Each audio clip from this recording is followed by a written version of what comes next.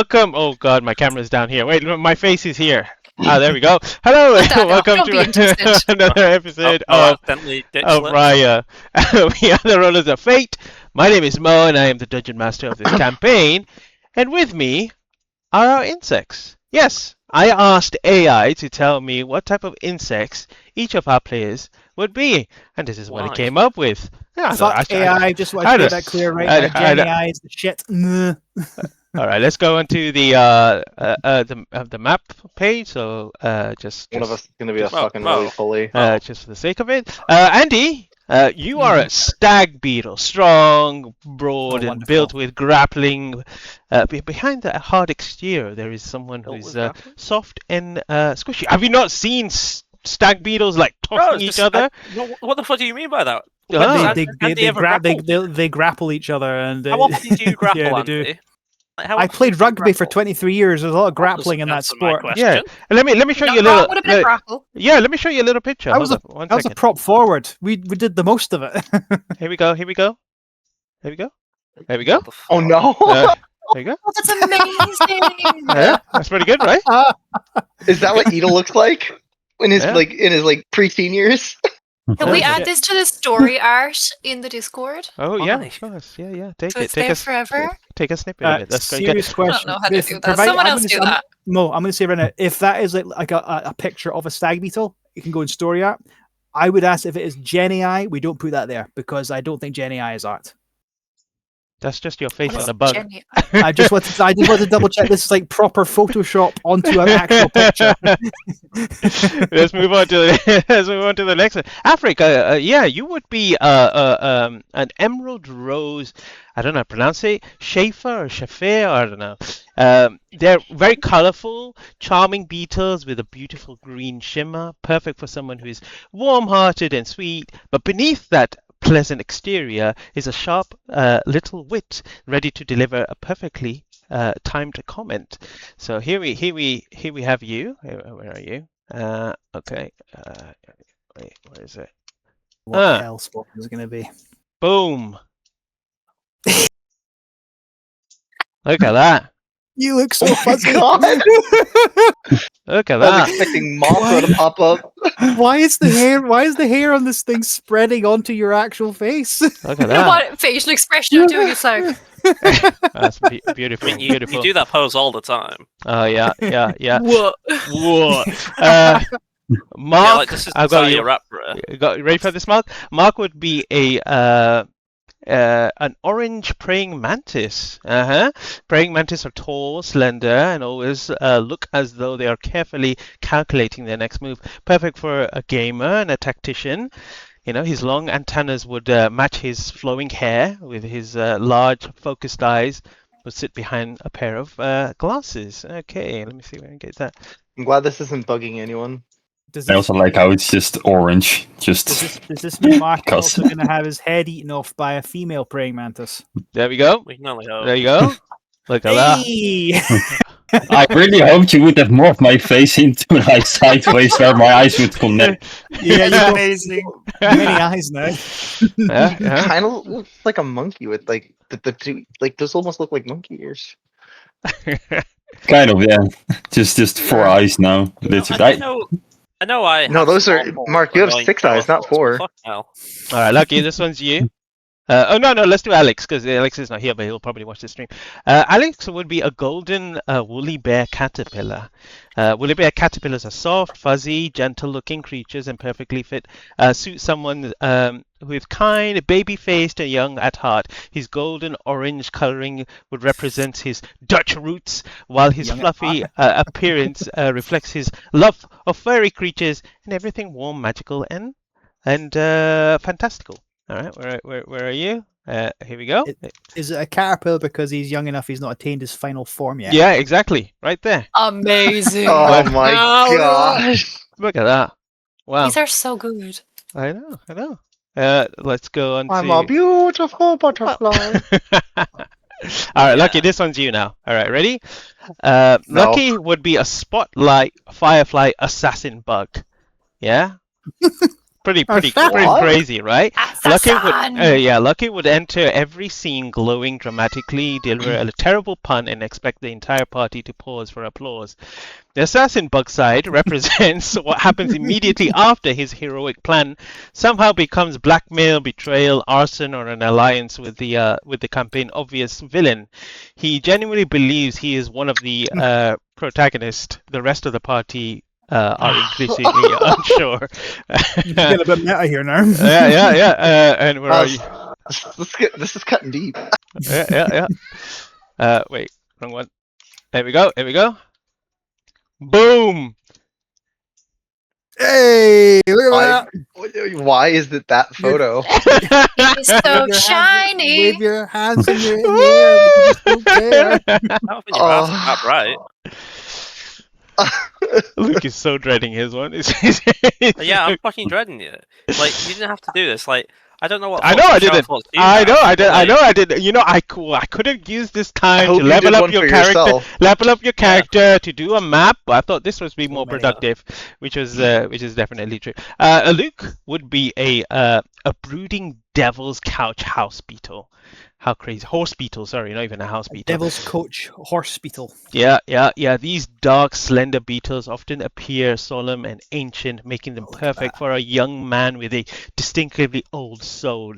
Luke would usually remain quiet at the edge of the party, looking as though he had already witnessed several centuries of disappointment.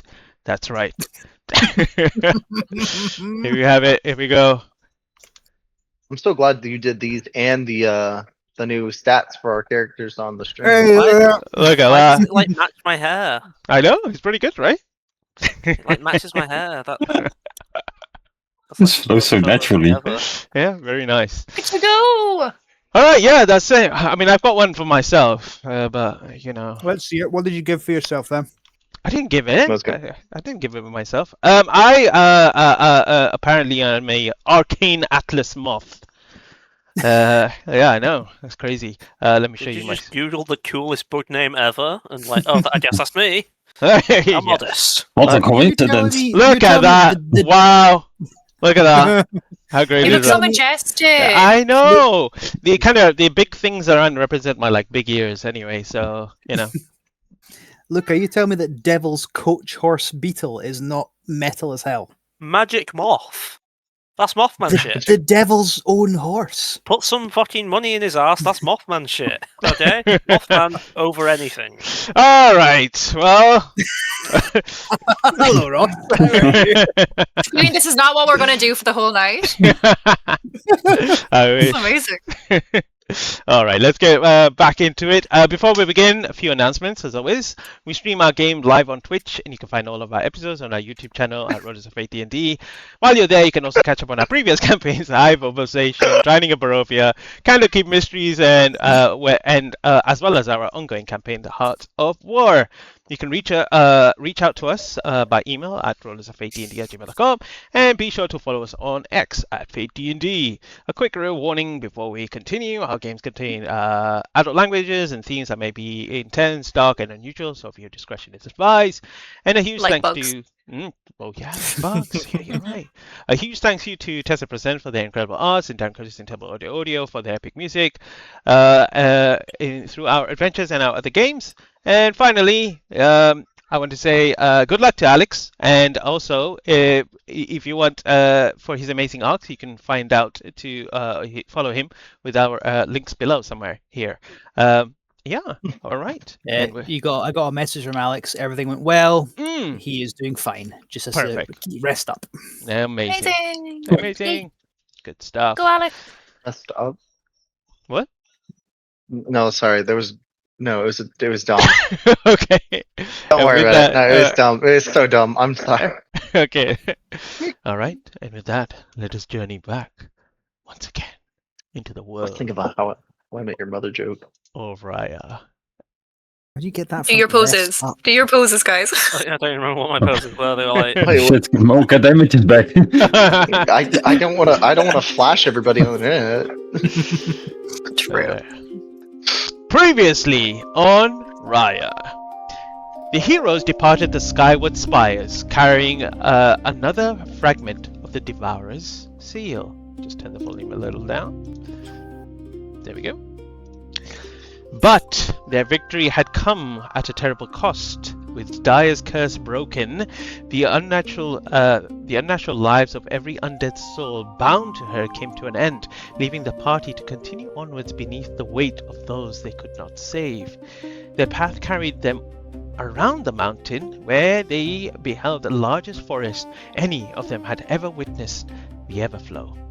Ancient and seemingly without end, the Everflow was a sacred wilderness devoted to the preservation of life and natural beauty. Its enormous canopy swallowed the horizon, while countless roots, rivers, and pathways twisted beneath the trees. The forest was said to resist civilization itself, its trails shifting whenever travelers looked away and turning journeys of hours into days. After resting beneath the shadows of the mountain, the party entered the forest, hoping to find a path through. But the Everflow would not surrender its secrets so easily. The deeper they traveled, the more the forest seemed to move around them. Familiar paths disappeared, trees appeared where none had stood before, and every attempt to find their bearings only carried them further into the unknown. It was there that Gregor wandered into a territory of the forest with more dangerous inhabitants. From the tangled undergrowth emerged vicious vine blights, while the enormous shambling mound rose from the rotting earth. The creatures consumed everything within its reach, roots, branches, and even living flesh alike, drawing the forest into itself and adding to its ever-growing mass. As battle erupted beneath the canopy, the heroes discovered that they were not alone. A traveling merchant named Valko joined the fight, leading his strength to the desperate struggle. Then, from Artemis's mysterious book, a colossal pink spirit snail manifested, placing its immense form beneath the heroes and the creatures of the Everflow. With Valko and the spirit's aid, the party managed to push back the hostile forests and escape the clearing before they too could be consumed. Once the danger had passed, Valko revealed that he knew a safe place where they could rest. And so, bruised, exhausted, and still watched by unseen eyes, the heroes followed the traveling merchant deeper into the Everflow, unaware of what awaited for them beneath its ancient canopy. And this is where the story continues.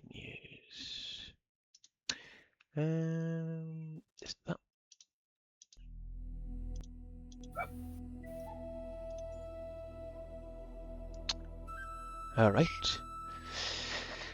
It's been several hours since your fight, and as you continue to travel through the forest and the brushes, every moment you kind of turn to look around, something new and different can be seen. Plants, insects, creatures, birds. Everything seems to be alive in here. And you tread carefully in hoping not to step into another threatening area. But as Valko takes the lead, he takes you through the path, and eventually you find yourself coming to something which perhaps doesn't belong in this wildlife itself. You see a stone tower, probably around, I don't know, 40 feet tall, 50 feet tall, quite tall.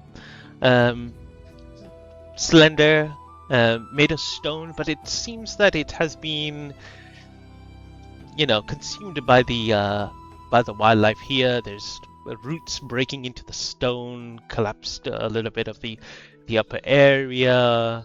Seems like the door has been unhinged and broken and rotting on the floor for forever. And he turns around and he says to you, This is a place where you can rest. It is safe here. Let's go inside. What was this place? What was this tower built for? middle of a forest this size?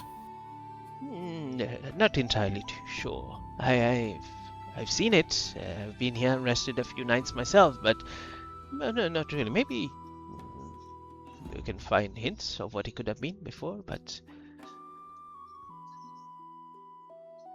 Might do that before I rest. I'm curious. all right. As you all kind of step inside, it's not that big, but you see kind of spiraling stairs that kind of go up. Some of the steps have kind of withered from time and just broken down. But you see, like it's like a few stories tall. Any enemies? Any enemies? Only, Yeah, perception check. Besides perception ourselves? check. yeah, besides yourselves, no other other Okay. enemies around at the moment. Make a perception I- check anyway. While you do that, who else wanted to make the perception check? Please do. I'll do it as protector of the group. Ah, look at that! I'm back. Natural one. Fucking hell, Andy. He sees nothing but enemies. he's like, you know, when you if you're like you get short sighted, just kind of. Well, you were inside that thing for a long time, so now like it's bright light, and you're like, "Ugh." I'm just rubbing the gripping grit at my eyes. I can't see a damn thing. As Gregor's Gregor age is showing. Yes, steps yes. in. Gladius, you have one look around, but you don't see anything. And Uvalia, as you enter in, flying in, you look around. You know the wilderness is alive, but there are many creatures right now that are kind of looking at you from a distance. You spot that there is a some like a bird at the top that you saw before, and you're not sure if it's the same bird or if there's multiple of the same birds that kind of around in this forest. But you spot that kind of similar bird. Is it the same bird? You're unsure. You can't tell from this distance, but you can see like it's a similar bird, but you're not sure if it's the same bird. Do I know what type of bird, since I grew up with birds my entire life? Oh, if she points it out, That you is- can that make is a established nature check. canon. Nature! I recognize these birds from our side of the world. Do you recognize these? I've definitely seen them, but the name just slips away from me. It's a Calabeak something. And it's not really what done a on me. It's been a long day. It's a got- something it's got- Calabeak. That just that sounds accurate. Great. As you step I believe inside, Raphael. you look back, you see like a wandering fox that just kind of wanders off. Ooh, it's exciting. Do I see any interesting insects? Yeah, you see. Let's see, what insects do you see? You see a praying mantis. You see. Oh. yeah. Hello, Mr. Praying Mantis. It's Giant It's red. is it- Yeah. Is his eye still there? On the side of his head, yeah, they're still there. There's a stag beetle who looks very strong. Looks, massive. looks very Scottish. Yeah, very Scottish. Yeah, we don't know what Scottish is, but he looks it. I don't know what's Rye's equivalent of Scotland here. That'd be amazing to find, but Mm. And you see a little caterpillar on a leaf that's just like. I think I would like to keep my eye on the bird. I'm suspicious of it. Uvalia, if you're looking for insects, go and grab some. You might need to replace the ones you keep eating when you go in the medicine bag. If you didn't want me to eat them, you wouldn't put them there. That does. You She, have she multiple makes bags. she makes a fair point, Mr. Kane. Shut up, and he walks away. I kind of chuckle because it's almost like you're back to your usual self again. Yeah, as you step inside, you see. Those can kind of look at the architecture. You guys can make a history check. Okay, doke. Which check? History. 18. Yes, I needed that. Wait, after that's my natural not one. right. I rolled a. That, oh, I was looking at someone else's die. I was looking at someone. Oh, fuck. You got a 9. Surprised me. All You look that at someone fancy else's book die. learning. What'd it get you? Gregor, Shazi, you kind of Just- step inside and you begin to kind of look around. This tower is not too dissimilar to probably users like shamanic users, so people that use magic and stuff like that. Something of the same equivalence might be similar to this, but obviously this one is abandoned. Who else did a roll? Uvela, yeah, you kind of get this kind of the same thing as well. An abandoned wizard's tower. Does the wizard get advantage because he's a wizard? No. And it's a tower, and it's his favorite terrain. Sure, are you feeling sorry for him? Go on, roll with advantage. Hey, if we're bullshit, I'm somewhat made of rock. That's a bit of a stretch now. Come on. You see your cousin Vinny as a keystone there. I'm so glad you said that, Eva. Thank you. I made it worth it. And just think, she Not all did that wizards for have a you tower. despite all the bad Irish jokes as well. Despite everything. Well, not. As you not all look wizards have a inside, tower. Artemis, as you step in, you've never stepped into one before, but you recognize the architecture, and this is definitely an abandoned wizard's tower. His like mouth is like watering slightly, just imagining like some of the knowledge in books upstairs. Artemis, are you okay? You're drooling. Do you need a napkin? Are you? No, it's just been a while since I've seen something so nice. In a while. He'll open his book though, and he'll turn around and he'll press the page against Sazai, and she'll just evaporate into the book. I was wondering how she was fitting in here. As you were there looking at this, she sticks her big head through the door, like squeezes it through to kind of look, and oh wow, this place looks very cool, and just gets sucked into the book. Sorry, we'll talk later. I'm so sorry. Artemis, that was quite rude. They wanted to explore. I didn't want her to risk breaking You didn't anything. ask her. I'll open the book. Sazai, are you okay? Does not respond. She's like, you're talking to a book. Like you say, risk of breaking anything. Are you aware where we are right now? It's abandoned. Everything is already broken. It doesn't matter. And as he says that, he will just knock like something off the table. Well, hold on a second. Don't do that. It's still someone's home. No one is here. What if there's some unfound magic? What if there's something that Artemis could find with his magicness? Anything of valuable, anything has already been taken. Well, I think it'll be a nice place to rest. And as he says that, his arm just falls off because of the battle. It's like, oh, I'll fix that. Gregor's Gotta hand it to you. That's pretty cool. gonna poke around for a bit, just explore the tower. If There's there's nothing nothing cool about it about improper craftsmanship. if there's nothing he can find, he'll find a spot. He's gonna make something else from the medicine bag, a stone gut tea. So I'll have one of each. All right. You can She make ate that. Sorry. those want Damn to look around. Can either make Roots and minerals, no insects. if you want information, then you can roll an Arcana check. If you want to try to find specific thing, then make me an investigation check. You finished it.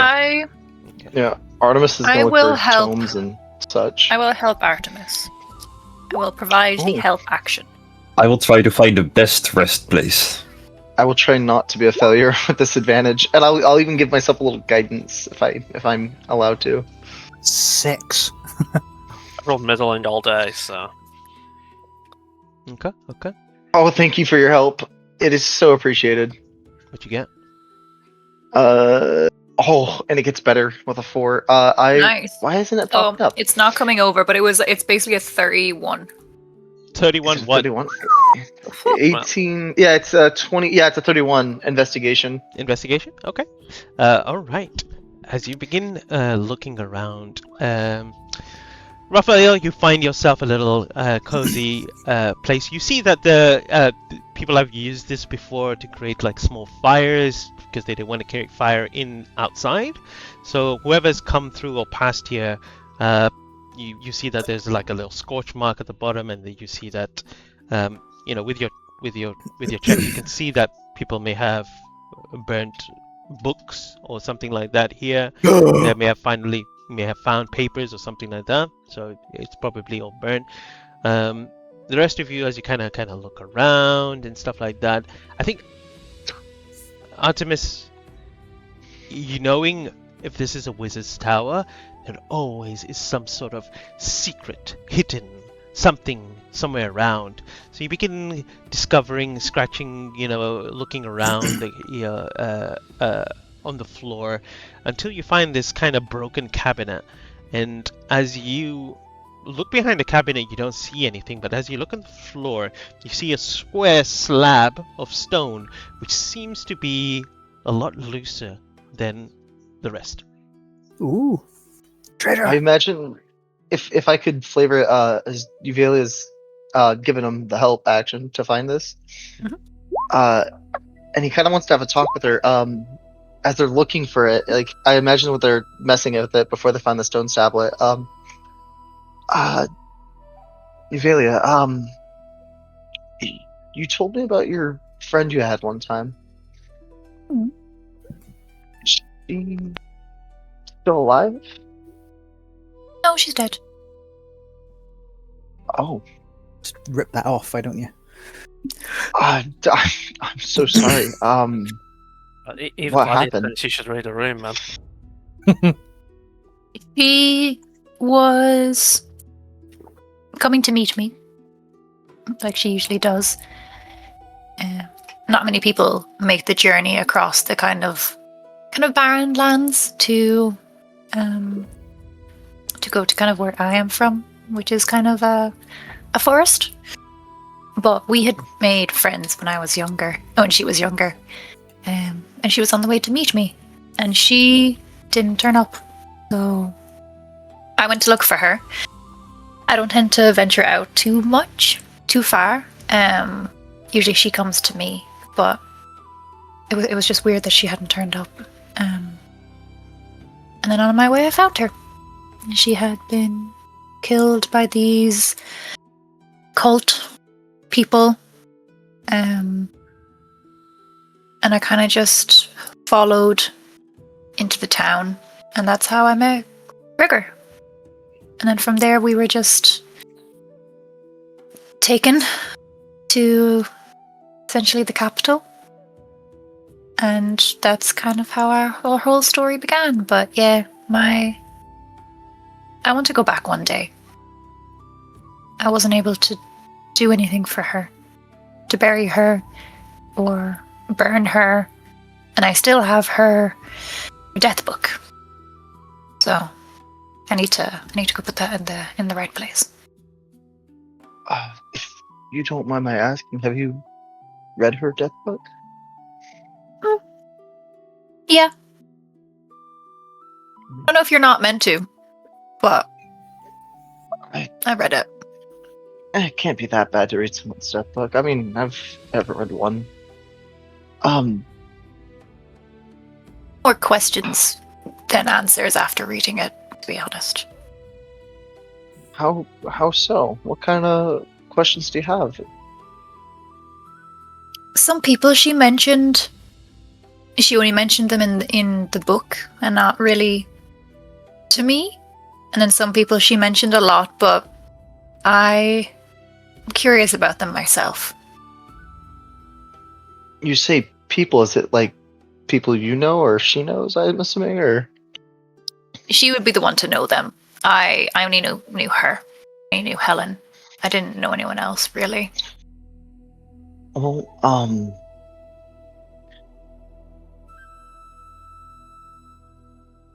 would I hope you really do get to return her death book properly, and I hope you can bury Helen or whatever you have to do to put her to rest. It's been some time, so I'm not sure if someone's found her or if the wilderness has taken her. But yeah, I hope to do something in her memory. Can I ask one more? How are you handling that? Do you miss her at all? Of course. She was my best friend. I'm sorry, I don't mean it in an offensive way. Wouldn't I you don't miss know. your friend?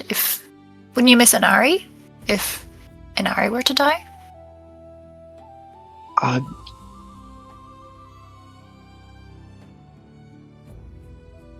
More than anything in the world.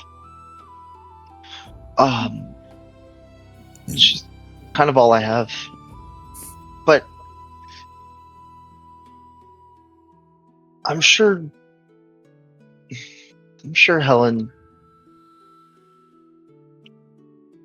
I'm sure she's still where you left her. One day we'll get her. You can lay her to rest. I would like that. Oh, look what I found! Oh yeah, look down here. You go high, I go low.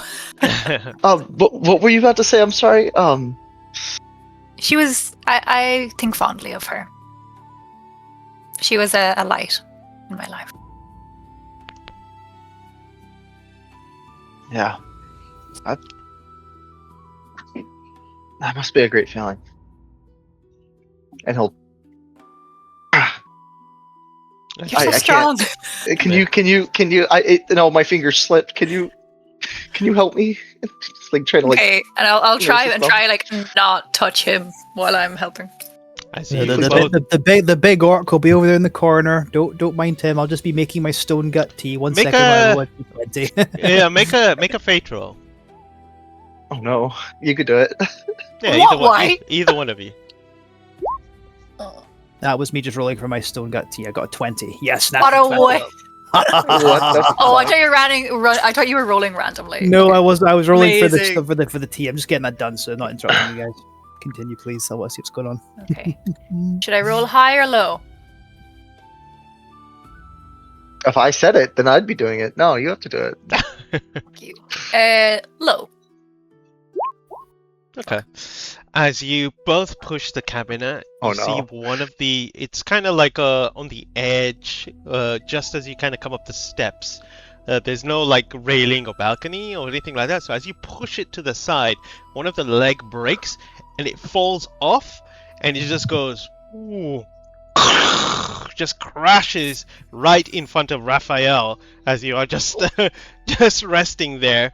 And as you look up, the other two are looking down at you. Hey, Raph. The hell? I'm strong. Maybe I'm too strong. Yeah. One of us is pointing at you, Amelia. We shouldn't be turning on each other. As you turn Was there around, any firewood in there that I can use then to make the fire? I mean, you can burn up the cabinet now. I guess you can. Yeah. You see Armor start picking up and kind of breaking that apart, but the two of you, as you kind of turn around and you see this kind of slab of stone, loose stone, you manage to kind of move it across and you find a hidden cache there. Inside, you find 240 gold pieces in old elven coins, and you find 4 small gemstones, probably Money. worth each of them worth about 30 to 40 gold each. Should I add that to the Yeah. party expense? Or? Yeah, I mean, Yuva can't carry anything, so she'd automatically just be like, "Hey guys, money." In addition to that, you also do find these 2 very unique items there. One seems like some sort of compass.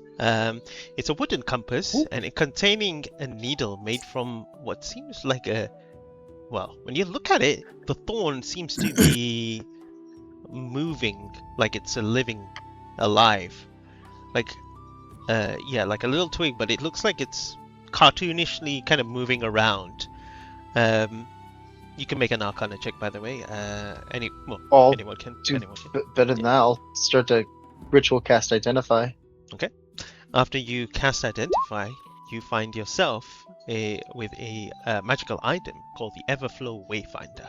While carrying it, the wielder has advantage on survival checks made to navigate forests. Once per long rest, the compass can guide the wielder towards the nearest source of fresh water, shelter, or an established pathway. The You second call it the Is it- Everflow is it- what? Wayfinder. Is it in D&D Yeah. Beyond? No, it's not. It's not there, but I will drop it here, so Oh. you guys can make Drop the it like a item. hat. Yeah, I can make it. All right. And the other one Thank you, Luke. seems like a brooch. It's a silver brooch shaped like an overlapping leaves. While you kind of focus on it, you identify it as the wearer. When the wearer takes damage, they can use their reaction to summon protective binds, reducing the damage by 1d8 plus their proficiency bonus. Once Ooh. used, this property cannot be used until the next long rest. This one requires attunement. After Artemis is finished casting Identify on the brooch, he'll call out to Gladius and Gregor, and you two are in the front lines most of the time. Could be useful for one of you. Interesting. Thank you very much. Mr. Kane, if you're wanting to, I wouldn't want to take it from you if that's what you'd like. I was actually wanting to talk about the some of the items we've had. Raphael, sorcerer, the hand wraps, the ones that our departed friend used. I was wondering, are you going to make use of them? Oh, not really. Like, if any of you want to use them right now, it's up to you guys. Like, they don't really, fit my hands. They're quite too big for me, so... I don't feel like the punching type. I think my words do quite a lot more. I was going to suggest maybe I should wear them, at least for now. I'm more likely than others to have to throw a punch at our enemies, although it's not really my forte. But me and Artemis are just Fist of Fury. I was punched by you, I agree. So far, Juvadia has the most kills with fists and feet, so it's... A few of you did stomp on those cockatrices, I do remember. Yeah. So, How many times could you think you could wrap that around your fist, Galia? can you just... I think probably around my whole body. Turn her into a mummy. Oh wait, hang on. If anyone could use improvised weapons, just grab her by the ankles and just start beating someone with her while she's wrapped up like it. Fully dead. Fully dead. in that case, I will hand you the gloves. I can heal myself with a bonus action during a fight, so if our warlock here has a chance to sort of take less damage, maybe not a bad idea. Well, I'll try it. Alright, hand wraps. They'll be the sort of you can just find them in inventory stuff or in party and- inventory. You don't need those identified or anything, right? We already know what they do. It's right there in the text. No, There's text the... on it? What? Okay. You see, while you guys are kind of getting settled in, Valko's taken out his toolkit, and he begins. He first has a spare pair of shoes that he had created. He goes, "Oh, I was going to sell these, but it seems like you need them more," and he gives them to Raphael. Yeah, I was planning on having a long conversation with Falco. Raph, there was more clothes upstairs. If you're missing quite a bit. Yeah, like there's no being a fashion don't, and there's being a fashion don't. I rather look like this than that.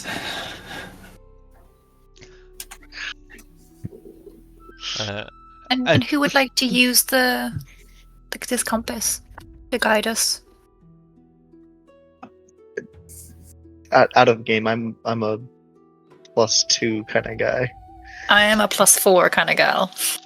I think we look at the Fae from who lived in the woods their entire life. I feel like that might be better, if story reasons anything. Okay, I'll take it. Don't worry. You twisted my arm. Oh, I know I had to, right? It was hard, but I convinced you in the end. If you insist, oh. You see Valko continue to patch up all your kind of broken stuff, but it's fine work, but it's not like what you would get in the city and stuff. But he helps you through it, and he's kind of looking at your garb, and he says, "Yeah, you certainly don't belong in the wilderness. What are you doing out here so far?" It's been such a long story. And without a break, the next half hour will be everything that happened from like the moment he left to here. Just long story short, he will just roughly explain like every dramatic thing, but of course from his perspective, where How much do you go into detail? Do you talk about the Devourer seals? Do you talk about? No, not that. Like Okay. just very vaguely of like, oh yeah, then there was this shipwreck, and then just very vaguely the explanation of the story. You've been quite an adventure. I was up on the trees when I saw the barrier go down, and now I stand to see my first ever orcish friend. I'm just sort of like mortar and pestle working on it, and then mixing up the tea that he's doing. He's more talkative after tea time. Don't worry. No, you won't drink that. You don't drink this for pleasure. This is to do with dealing with poisons. And also, Great. It'll flush it right out of you. and a spirit. Now, I must say, I've never seen a spirit before in here. Very small. Are you all this small? No. Some are large. And some are small. But, You saw the big snail? oh, was that a spirit too? I believe so. I'm seeing so much in the last day, huh? Well, I am, I do not know if anyone else need any patchwork or anything like that, but, I'm a traveling merchant, so I do not need to rest here. I will be heading off, if that's okay. Unless you wish. Oh wait. What other wares do you have? Yeah. Just clothes. Does he open up like a cloak and it's like watches? I got all kind of stuff. No. What do you need? No. Yeah. He goes, no. I travel. I get coin wherever I can. I just wish to travel the world to see everything. And now that the other side is open, perhaps I should go the other side and discover what's there as well. Do you have books on you by chance? I'm missing a few pages to this other book I have, and he'll show him just the cover real quick of the Turtle Sutra. Potatoes are well known for having books. No. Depends on the trader. Damn it. I do not. I have pelt, if you want to write on that. No. Last thing I'll ask, and I apologize. Do you know how much these are worth? Yeah, I mean, you're a trader, and he'll pull out the crystal gazer eyes. Wait, what did you pull out? Oh, one of the crystal gazer eyes. Oh, okay. I was like, You said I needed to have a merchant or someone. Yeah. He looks at it. He goes, "What is that? That looks fascinatingly disgusting." It's an eye. How much is it worth? I don't know. More than I could afford, perhaps. It's glittering. Oh shoot! Well, never mind then. He'll just.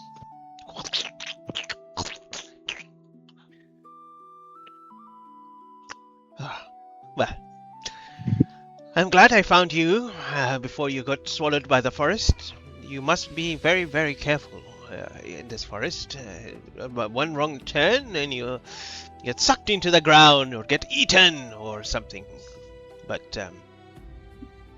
good luck to your travels. You're leaving so soon. I have no reason to stay. I have It's been no quite late. Is it? I mean, it is. It is starting to get sundown. And it goes well. I prefer to hunt at night. And as you look at him, you can see that he has the kind of the same inkling as an owl hunting at night, and stuff like that. So, yes, the night does not scare me. I prefer traveling through there. Well, I'm happy to have met you. Every Aarakocra I've met so far is amazing. Oh. Well, that is very nice to hear. I don't think you're not an Aarakocra. You're not an Aarakocra, though, are you? I am. Okay. I haven't met an Aarakocra who looks like an owl. Wait, is he an You've seen owlin? it. Out of game? Yes. Is he an an owlin? If you want to lean on the idea that he doesn't quite know, and I'm like, no, you're an owl. Well, No. maybe Yuva doesn't know. It's better that Yuva's just a little bit speciesist. She's met one other bird, Aarakocra, and he was the best. No, this one's an owl, and look at the eyes and the beak. And he goes, wow. It's got wings. It looks like a bird. Okay. Apologies. Not not all bird people have wings, but this one's an owl, and trust me. Birds of a feather. Not all birds have wings. And how are they birds? She's very confused. Just don't worry about it. Just a pat on the back, gently with a finger. Takes teeny tiny notebook out and just writes, "Not all birds have wings." Gregor nods sagely. Well, do take care, and hope to see you all again someday. Yeah, be safe. I'm gonna give him an acorn for your chat. Thank you. I will cherish it. I'll give him a sugar cube. Ah, If we ever meet again and I die in front of you, give me this. okay. Very well. Or just eat it whenever you feel like. All that. Oh, okay. He kind of eats it now. Sweet. Did he just eat the sugar cube? That was always an option. I did. I have more. I'll take another. Okay. This one Another. I will not eat, but I do Nice. as you asked. Okay, farewell. This is getting awkward. Bye. And he kind Thank you for all the great work. Bye. Travel to you, sir. And he steps out and wanders away, and you are left to your own devices. Right, okay, so, out game stuff. The brooch is made, I've given myself that, it's got a charge. It will roll, but I'll have to add proficiency on it myself. The thing should give you advantage, it's got its all information as well. So that should work It's the minute working. you equip it. Yep. And, I don't know about the hand wraps. I assume people fit. I've eventually got them. I was ignored for a little while. I was like, please someone tell me. I don't know what they're called. I didn't have the answer. I couldn't find them. I was like, I know I have them. I was busy They were still in Arthur, so yay. I was busy trying to remind myself how awful the homebrew is. Guess what? Still is. Oh shit! I've just realised none of us can use them. Why? Are they monk? It's limited to monk, fighter, and barbarian, Oh, or creature proficient with unarmed strikes. Never mind. Just get. Then now you have to get Devon Brawler. I know I still couldn't use them because I'm not the right class either. Just take Like, level on barbarian. Wait, does it say that you? You need to be a monk, fighter, or barbarian. And you need to be proficient with. Oh, and you need to. I thought, or you need to be. Proficient. Maybe Alex will choose one of them. I'm now wearing them, but that's all. They're just decorative. It's just now. for style. Okay. Those bandages you see on all the artwork on Gregor's hands and wrists, he's now got that now, but they don't do fuck all. very Kratos. There you go. I could use them as a blanket. I'm completing my Like, Kratos. right, wrap you up like a mummy? Yes. Paladin fighter combo is not bad. They're gonna be a little sweaty though. Ugh. It's not bad, but I do have a story reasons for multi-classing at the fighter. So All right. Do you guys bed down for the night then? yeah, I think so. If we do, I'll start setting up the alarm spell. Okay. At the doors and some of the windows. All right. Okay. There's a lot of windows, well, empty, broken windows, but I will do it up to the first, second, and third floor, I guess. okay. As Can I Artemis- quickly check? I don't the Wondersite, the Everflow Wayfinder. It doesn't need to be attuned in any way. No, it Not doesn't. that one.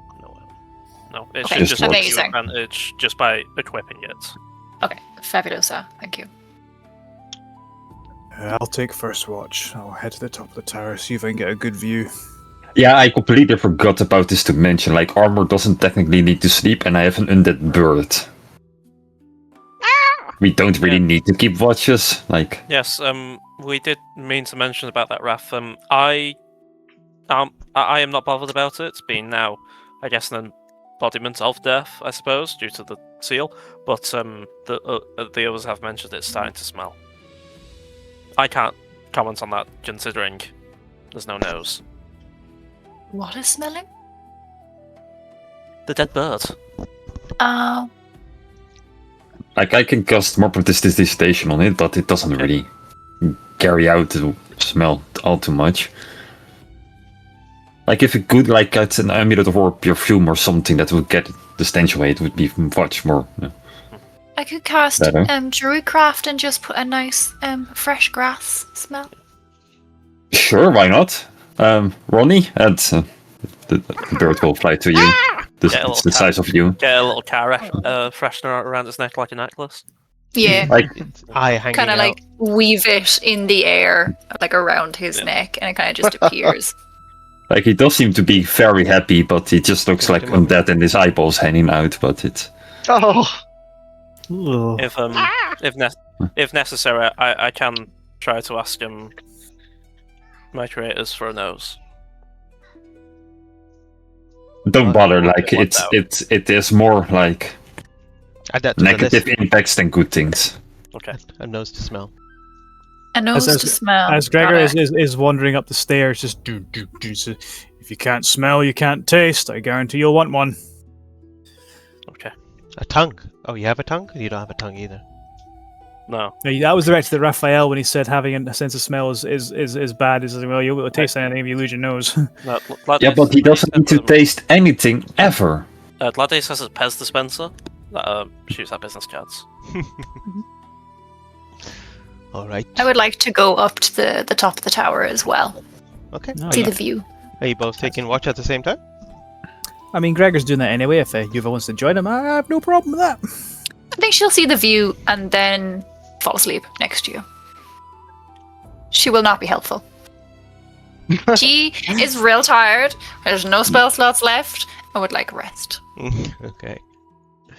Gregor's now suddenly having a realization as you just sort of probably leaning against his arm. He's like, God, it's like looking after one of my kids again. Oh no, it's the daughter he never had. But always wanted. All right. Make a perception check, Gregor. I'm so good at them. Mm-hmm. Look at that! Ooh, does it count? That's Oh yeah, Give it the to corners. Feeling inspired it is new sort of daughter realization. He's like, I must protect. You look around and you see the nightlife begin to emerge. Some bats and birds, nocturnal birds, flying around. You hear the rustling of bushes everywhere around. But one thing you spot is through the gaps of the bush, you see a very albino looking stag. Its antlers white as well, and you see it from the bushes first grazing for a moment, but as you make contact, look at it, it does that thing where it looks up towards you, noticing that you're looking at it as well. Could I use divine sense? As I look at it, I just sort of open my eyes and they glow green. Hmm.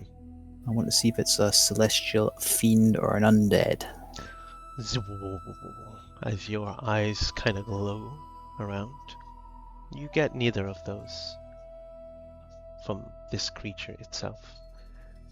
But as you kind of the kind of glow that kind of diminishes from there, and you kind of blink and then open your eyes, it's gone.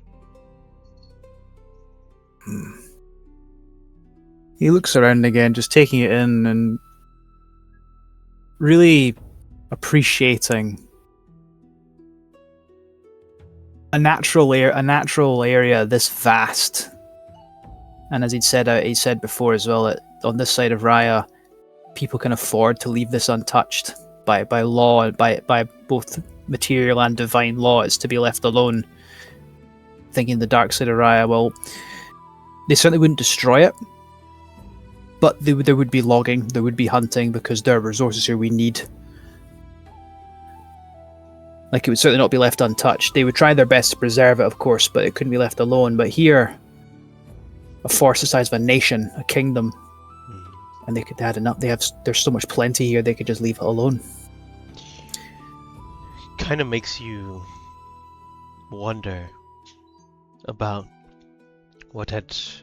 or everyone kind of seeing you is surprised to see you first one they've seen for many years, and with this thought and you seeing this kind of abundance of resources, what had happened to all the orcs? Because you would know that they would have thrived in here. They must be situated somewhere with so much. You have survived, and your people have survived from the dark side of RAIA for so long. This side is full of life. They must be around. So why is everyone saying to you they haven't seen one in for so long? To be fair, he's already been kind of thinking what happened. He's thinking that maybe there were just a lot fewer orcs over here than there was on the other side when the barrier went up. And, well, remember, Gorgath technically lost the war, the last battle against Kita. The only reason they weren't sort of like was because the losses were devastating for Kita. They couldn't press the advantage. There was clearly nothing like that here. That's his conclusion, whether it's correct or not. He's kind of thinking. If anything, he's more surprised that people haven't been. He's surprised that people haven't been more shocked at seeing him around at this point. Like, everything's remarkably chill about seeing him, because he is aware that orcs and Gorgathans, they have a reputation they've earned. Like, he's certainly very well aware of that. Perhaps. Yeah, but so far, most people we've met were undead after. You know what? Yeah, that's a fair point. Yeah, you're not unsure those that were undead. How long were like that for? And what their relationship were with the previous orcs compared to what you guys were, and stuff like that. Yeah. So something that he's also thinking on again that orc family he met that chose to wear the brand of the Devourer. The whole choosing to remember it or to acknowledge it. Like, he was at the time he tried to be like as civil as possible. As we've got the bigger things to worry about, but now having seen the Devourer on the move again and seeing the true extent of what it can do, he finds himself being more and more disgusted with the fact that they're remembering this creature that enslaved their minds for generations and then brought them here to this, for him, what was a constant struggle for survival. Why would you hold that up as something to remember? As anything other than a monster? And I think as that goes by and you continue kind of looking around, you see that you didn't see the fox before, but you see a fox kind of around, and you see an owl perch up on a tree, and you see a crow kind of sit on the side. kind of,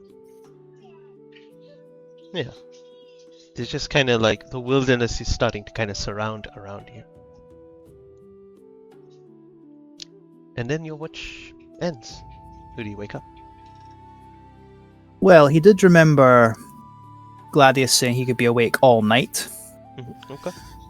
so he'll, I suppose he'll very gently just sort of scoop up Yuva, try not to wake her, hmm hold her in just sort of one big paw, walk down the stairs carefully, just like,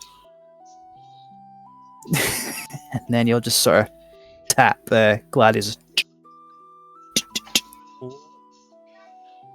Welcome. Hello, Mr. Kane. Yeah, your turn. I need some Okay. sleep. Rest well. And he'll go back upstairs. Okay. You'll lie. You'll set out his. He'll get his. He has a blanket. He doesn't have a bedroll. He just sort of sits in a corner, places Yuva on like a rolled a bit of cloth or something, just gently. All right, and you continue to rest. Gladius, as you go upstairs, please make a perception check. Yeah. Be perceptive. Be perceptive. Be perceptive. Oh. 11. More perceptive than that. Come on. All right. You can guide yourself? No.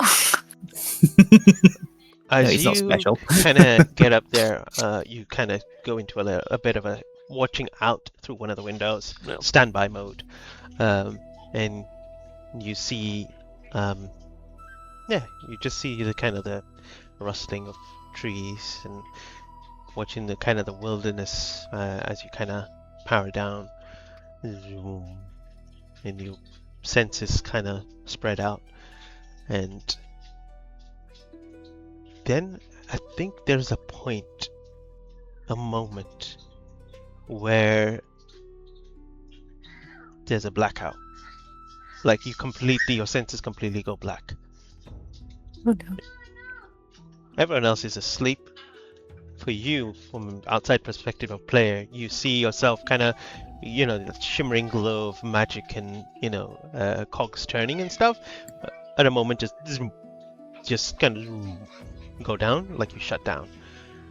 And then tick, tick, tick, vroom, you come back online again. Do unplug the power socket. Yeah, as you kind of come online and Yeah. you kind of steady yourself, you're like, why is it so black? Why is it so dark in this place?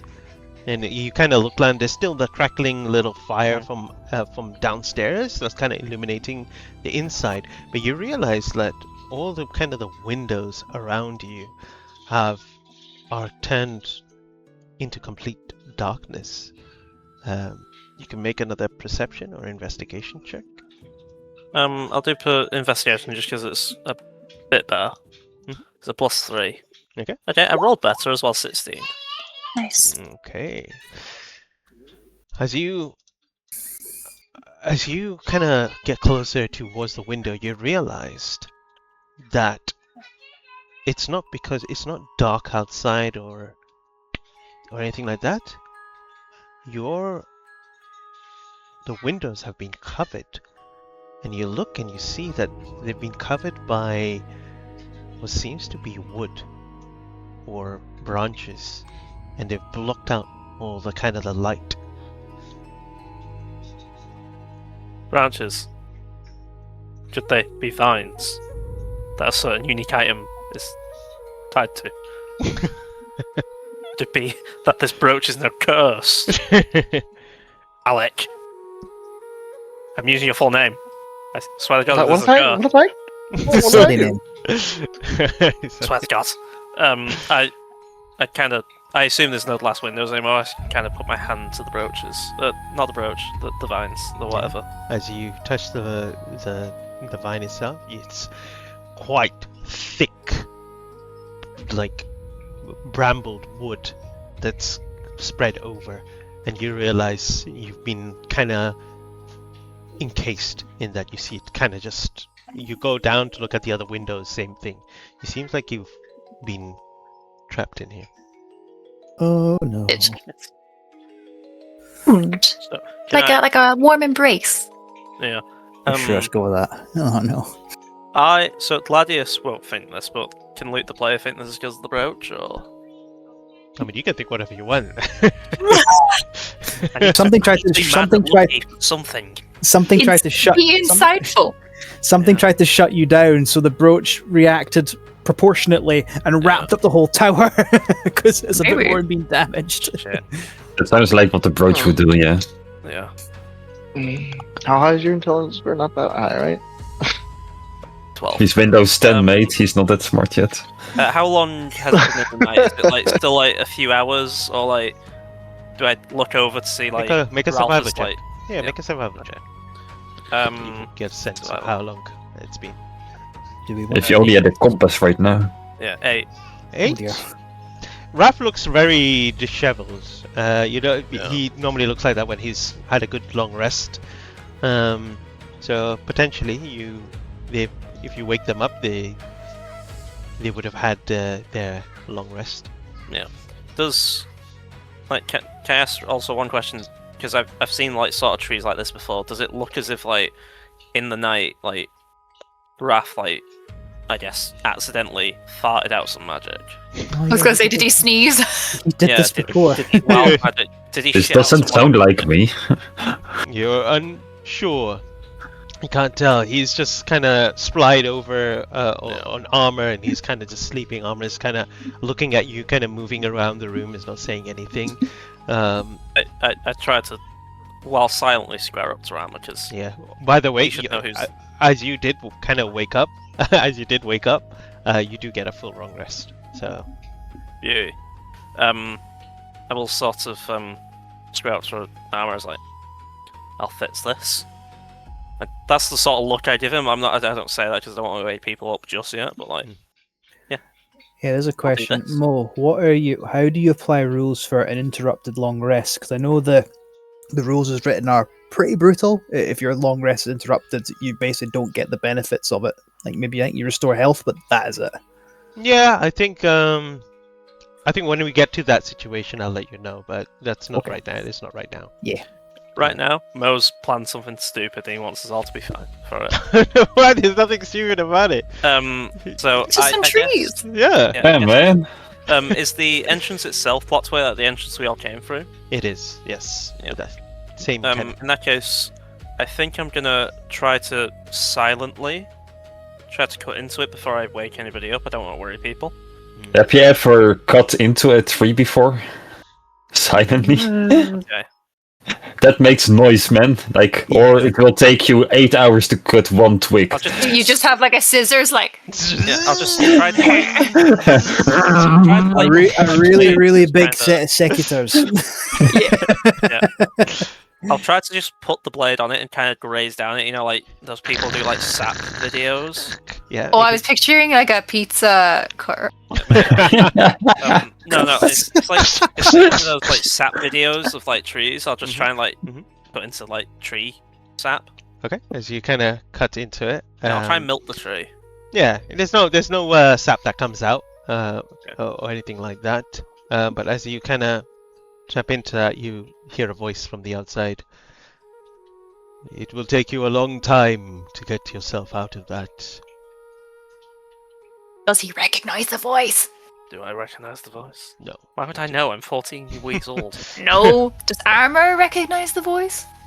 But fucking Armor not. is very old. He has met a lot of people. Yeah. Yes. Like 300 years ago. So, no, I don't think. I'll say to them. I'm trying to be quiet because my companions are asleep. But may I ask why the trees do this? Is it the brooch? The brooch. The brooch. You I of do the not brooch. know what brooch you are speaking of, but we have been watching you sleep, all of you. That's ominous, my friend. But I hope it was a good bit of insight into our sleeping patterns. You hear someone else say, "Yeah, it was. It was. We got a lot out of you, knowing what each and every one of you are." Quiet now. I am speaking, he says to the other. Tell me, Why wander into the Everflow? What business do you have? Well, I'm actually on the way back home, and this was the most straightforward path. There are no straightforward paths through the Everflow. Well, you know, we got lost in it, but we'll find our way. We have a compass. A compass?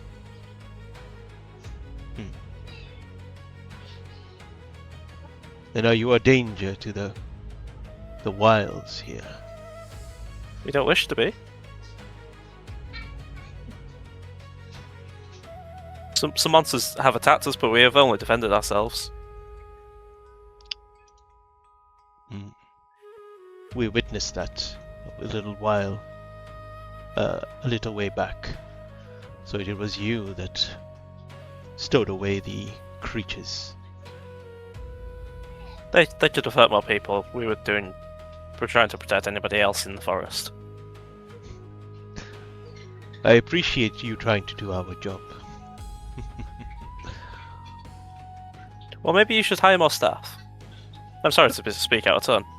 However, our owl friend hasn't been hurt, right? No. We've Okay, seen well, that's him good. through the forest a few times. We are aware of him. But you and your party are the first. Well, we're just trying to make our way out of the forest. We won't be just disturbing you too much.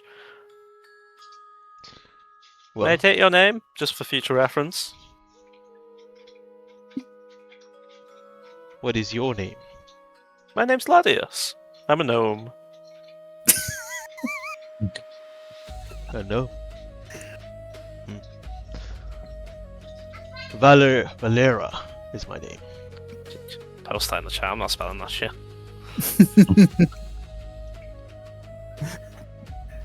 Valor. Valera. God, the alliteration. Valera. I like it. Valera. Okay. Well, may I say, Mr. Valera, you made some very nice trees. Make a persuasion check. This is Does he just not know? over the entire conversation. No? I mean it! 15. Oh, I We spelled Valerie. Fucking hell. We will take down these brambles around the tower. Well, thank you so much. We'll ensure your companions do not draw arms, so that will be their last things that they do in this forest and in their life.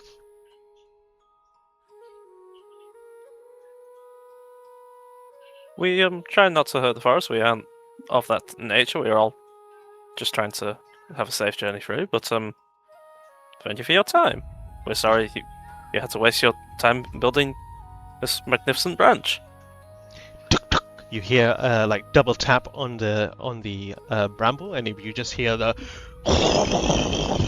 whole tower begins to shake. The rest of you are woken up by Holy by this kind of shaking of the ground around you as sunlight just zoom, beams into the. Alert to battle! Cornelius armor, save me! Everybody, it's fine. I've met a friend of the woods. They seem to speak for the trees, and they just wanted to inspect. Why- We weren't destroyers of the forest. Why didn't you wake us up? Wait! Well, you were sleeping so soundly. Then what if they killed us? Did I get down from the top of the tower? Did I fall? No. You fell You were brought down. But no, they obviously didn't kill us. I spoke to them frankly, and well, it was all fine. As you look outside, I would have seen them. yeah, as you look outside, you see that there is this very like a bushy red head, kind of long furred ears, kind of little now elven man he's kind of crouched down.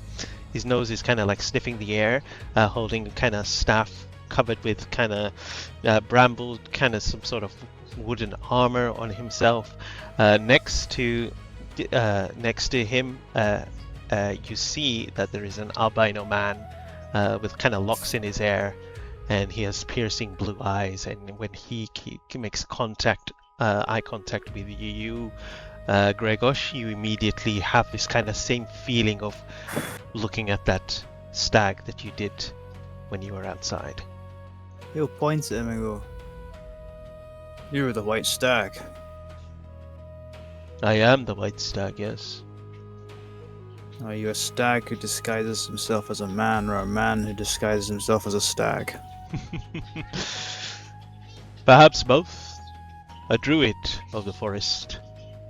We are the druids of Raksha, protectors of the Everflow. More shaman, I see. No, of a sort, anyway. It is good to Root of see the Raksha? Raksha, yes. Druids of the Raksha. Any chance I know them because of my druidic background stuff? Yeah, sure, make a history check. Like, I do have druidic history in the bloodline, you know? It's there. You do. Yeah. It's just very coincidental. Can I know them because I live near this forest? Yeah, make a history with advantage, actually. Oh, beautiful. Suck it, Mark. I'm so aggro today. I don't know why. I know. I hope you were terrible. You're always aggro. Yes. 40? You remember your mother speaking about the Everflow, the not yours, Raphael, about the Read the room. Wait, one second, sorry. So, Gladius doesn't have a mum. He was born of the Force. Of course. Yeah, the Metachlorians. Sorry. Yes. The speaking about the Everflow and how it is protected for the wilderness, the wildlife, a way people have like the rich, like even your father, always complains about why we can't go in the Everflow, and your mother's always talking about protecting it as well. It's part of the kind of the druidic nature in her kind of in her abilities and what she has done, even though she obviously married a very rich and wealthy man, but that's beside the point. She knows to respect. They're lovely together. Yeah, she knows to respect the Everflow and those that definitely protect it, and these are druids. And now as you kind of look at him and you look up, you see the kind of owl that transforms and turns into another druidic elven. And you see that they're all elf at the moment. You see the crow that kind of lands and turns into like a very dark and shady kind of elf on another branch, and you see one that kind of lands a bird that looked that Euvalia had spotted, which now looks a bit Fucking more birds. clear. A small green bird called a songbird, which kind of lands, and you see a very younger looking elven turn into a druid as well. So you see five different druids around. Well, it's nice to put a face to the name. I am Gladius of the Gnomes, and we're just on a little expedition through the forest. Hi, I'm Raphael Goldworm. You might have heard of my mother, Serafina Goldworm, the archroot of the Cloud Reach. Not really a big deal, but kind of a big deal. Let me see if he rolls and see what he gets. Raphael's quite the forbidden roll druid. I've watched him summon trees. Like you have. Serafina Goldworm. I actually have heard of her. And how is she? Oh, doing wonderful. I haven't really spoken to her in a month. Longest time I've been away from her now we think about it. So you are the But I will meet her soon. Yes, I am. He kind of looks at you up and down. Do you have druidic abilities too? Yes, but I think you're thinking about my brother Elias. Mine only recently, kind of shown off. I'm more of a wizard, to be honest. Artemis chokes. He Nosebleed. he did recently summon quite a flock of trees. It was quite magnificent. Also, I turned into an eagle as my first wild wild shape, He did turn into an eagle. Perhaps which is quite a presentation in my opinion, because my brother Elias only managed to turn into a rat the first time he managed to turn into an animal. So Raphael, you should show him how you turn into the eagle again. Do it. Go ahead. I'm still really tired. I really need to wake up first properly, then maybe later. As he kind of looks around, Gladius, do you speak? Do you say anything? I kind of just keep talking and be like, I'm Gladius of the Gnomes. While my hands do fire out, they do not produce carbon emissions. Confused look in his face. You see Carbon. that Thanks, Dave. as much as Oh, that cat that started following me in that village is still here. Look at I that. see. We are friends of the beasts, like you. as much as everyone is looking at you in a kind of trying to be as kind of courteous as possible, you see the crow at the top. The elven druid wearing, kind of like all black in feathers and stuff like that. You see he's just turned his head like a crow does and just kind of looking at you with one of the eye, and he hasn't taken his eye off of you. You make an insight check. Shit. Who's he looking at? This Mark. dude's intense. Just looking Mark. at Gladius. Mark, it's an evil druid. They exist. You fucking knew it. Is it because he's Oh, shiny? I'm rolling shit. Quickly add Martin to the call. Well, yeah, 12. Yeah, Send him this as proof. You're not sure why. Maybe he's just that's just the way he looks. He's just pretty fixated on you. You hear. But Gladius has no insurrection. He doesn't think he's done anything wrong. He'll just be like, "Hello, friend." You see him kind of blink. I'm sorry. Am I being rude? Is the crow one of you? Yes. You hear him say, Kareth, it is okay. Your suspicions may be lessened of these people. He looks towards the albino man and he says, Oh, he says, "Car." He says, I can offer him chicken. Says, I This will is- continue to be suspicion of all of these people, especially the metal man that walks upon Metal us gnome. all. You are not can offer a you gnome. chicken. You are lied to. Gregor will look at Kirith. I've Gareth. fought a lot. I've fought alongside Gladius several times. He's as steadfast and as honourable as they come. Do not Yet- question him. He's not a gnome. He can decide what he is. You don't get to do that. I speak I would've- gnomish. I thought I'm built of Shit. gnomes. a shaman who could change their form would understand that. Would this help?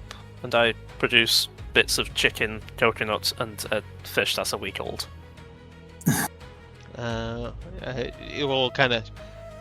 They take a kind of a few steps back, but you see the sharp tooth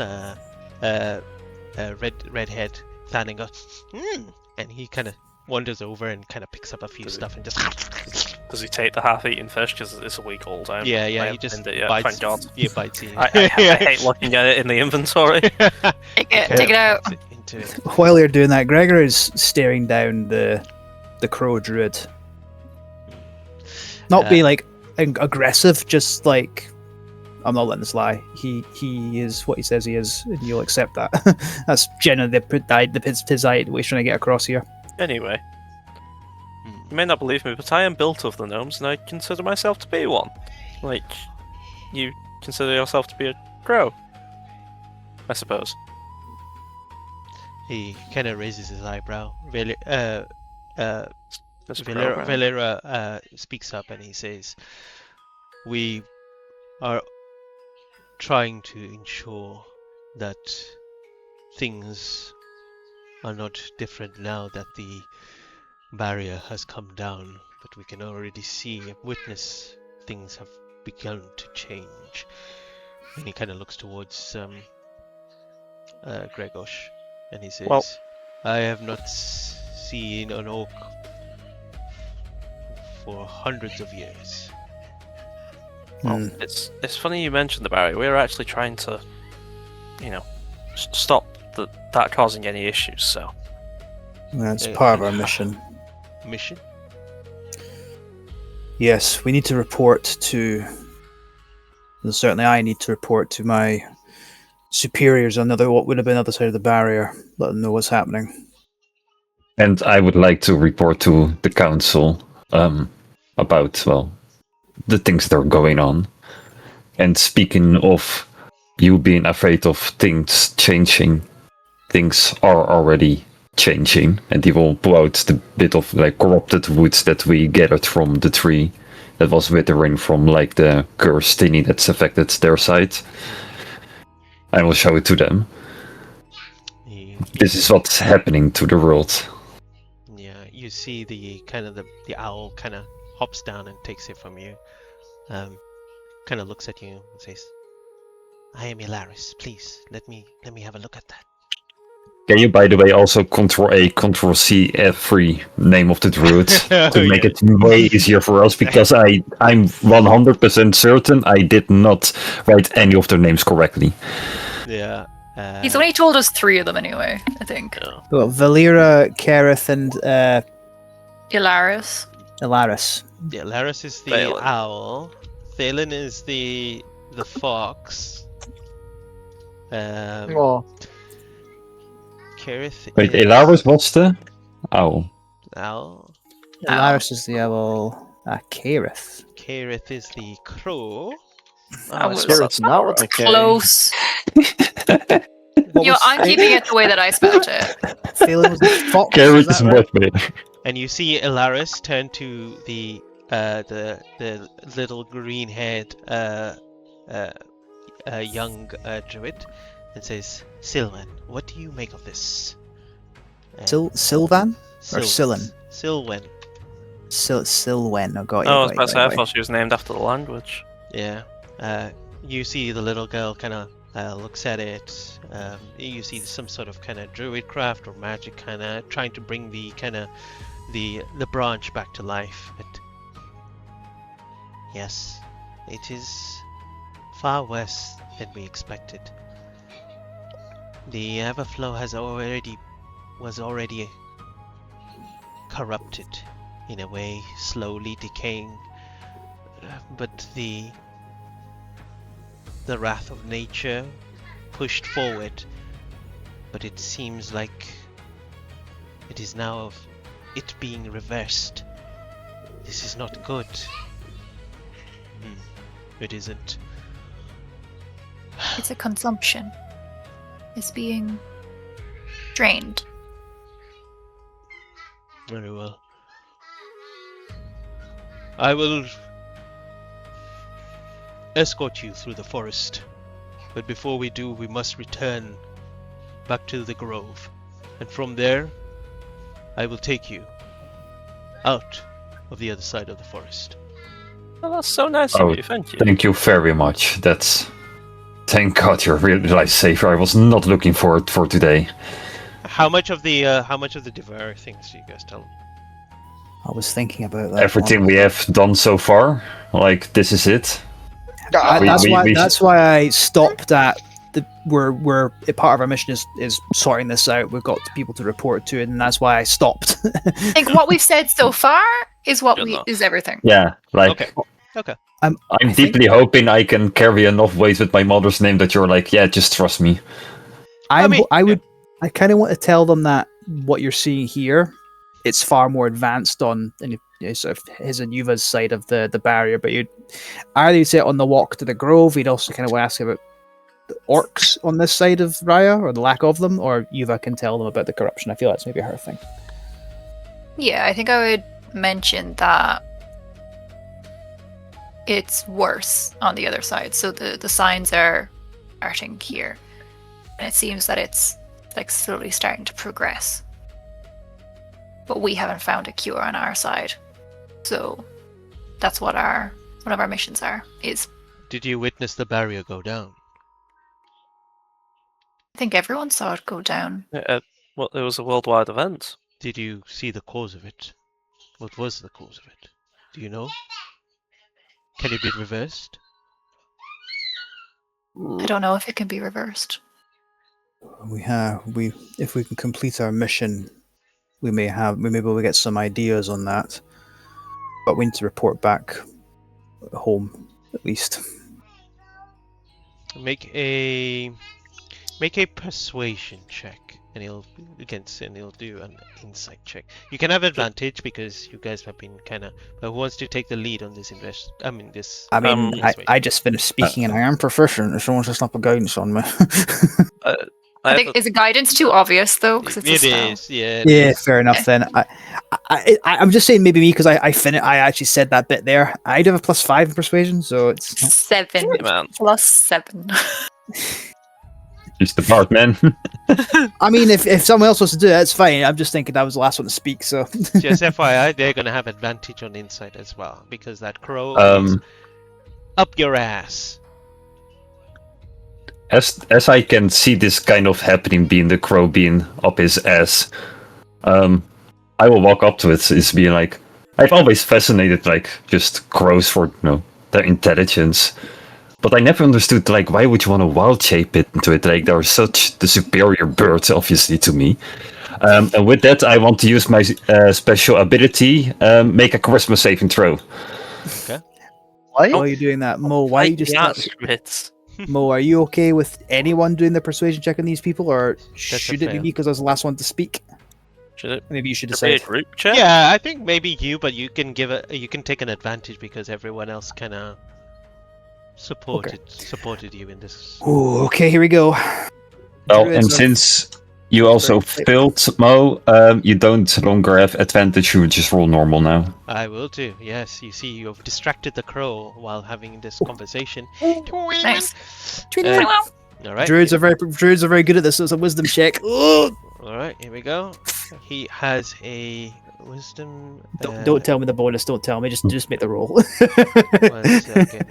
Is it insight, intelligence, or wisdom? Insight is Wisdom. wisdom. Insight yeah. is wisdom. Because you're trying to get a beat on someone, trying to get a measure of them. Okay, yeah. So got the other one.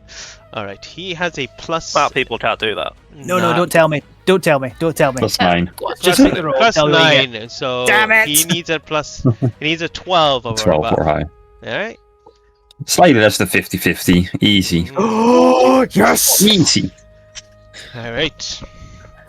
Did we get a long rest, by the way? Yeah, you all Yeah. got a long Yeah, it rest. was Oh, some, we like, did. Okay. Here's the Excellent. thing. I don't want to lie to them. However, I don't want to be trapped in a tree again. We didn't Gregor's- lie. Gregor's not lying. talk- He's just just like don't taking do- out the military idea of like Do it orders, together. need to know basis. Mhm. We have a mission. You do not. Yeah. We said we saw the barrier go down. Yeah. We did. We And we have a mission want to to try and sort help. it. Never told Not like lying. details about our mission, so that's all good. Yeah. As long as we keep calling it a mission, it's good. Yeah. Well, it's true. It is. Well, whatever support that you can give us to stop the corruption flowing from the Everflow, I hope that you successfully do this. Come this way. And he begins taking you through the forest Thank with the you. rest of them. Thank you, Magic Tree Man. As, as you continue following the druids of Raksha. From time to time, you see them walking normal, and then one of them transforms into a druidic animal, flying around, looking, and then coming back, like doing some sort of kind of like scouts as they kind of go around. And every time they come back, he shifts another direction, and it's very unusual. At one point, he stops you and tells you to go back as well. Because and then when you turn around, you see the whole forest just like consume and become brambled behind you as he turns away from that. And eventually, you find yourself passing a few trees, and then you see he says, "Welcome to Escalandor, the Evergrove." You know, Mo, you're on point with these names, aren't you? I know. Escalandor. Yes. Or Yep. Escalendor. Thanks. Yep, I already typed. There was an X in mine. I put a C. I put a K instead of a C. You see an enormous natural hollow surrounded by ancient trees whose trunks twist together like protective hands. Above, layers of flowering branches from a vast living dome, allowing shafts of golden and green light to fall across the grove itself. The ground is covered in soft moss, silver grass, and shallow streams that glow beneath the surface. Thousands of flowers grow throughout the clearing, from tiny luminous blossoms to pods larger than houses. At the center of the grove are rows of enormous flower cradles. These are the places from within. Well, you see this. You don't know what you see at the moment. But what you notice is, although you are being accompanied by elves, you see that this whole place has a community of halflings.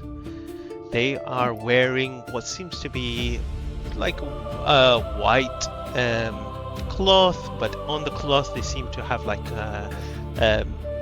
printed flowers and beads on them.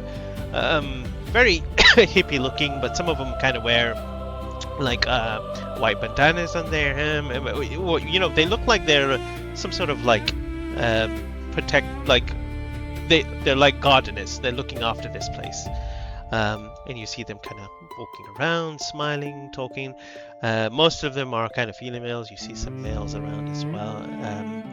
And you see you come, and he's kind of stand there, and he says, "You could say this is where the birth of most to all elves are made. I was born here, and so are the rest, and many elves that adventure into the world are from the Everflow itself." Those It's over truly there, beautiful. yes, those over there are the Bloom Keepers. They are dedicated people who take care of the process of the life into the world, the elven lives into the world. And the halflings are the bloom keepers. Mhm. Interesting. Vailira, is it? Yes, it is. Yes. I was hoping to have a conversation with you. You mentioned you haven't seen an orc for hundreds of years. Yes. I'd like to know what happened to them on this side of RAIA. I have my suspicions, but You do not know? I'm from the other side of the barrier. We're plentiful there. We banded together, struggled and survived. We have a kingdom there. He smiles But- and says, "I'm glad many of you did. I'm sorry to say that I witnessed through the lands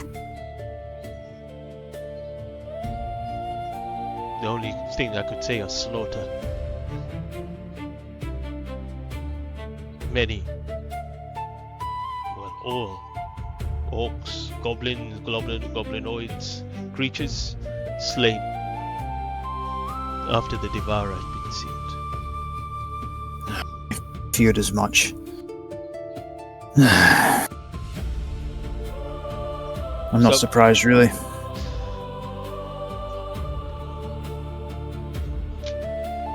We had. was- Sorry, please continue. It was a disturbing sight. From what I witnessed and what I saw, many of the orcs that had tried to find refuge in the forest or in the outskirts around, they were only trying to live. But a faction, I do not know who they were. They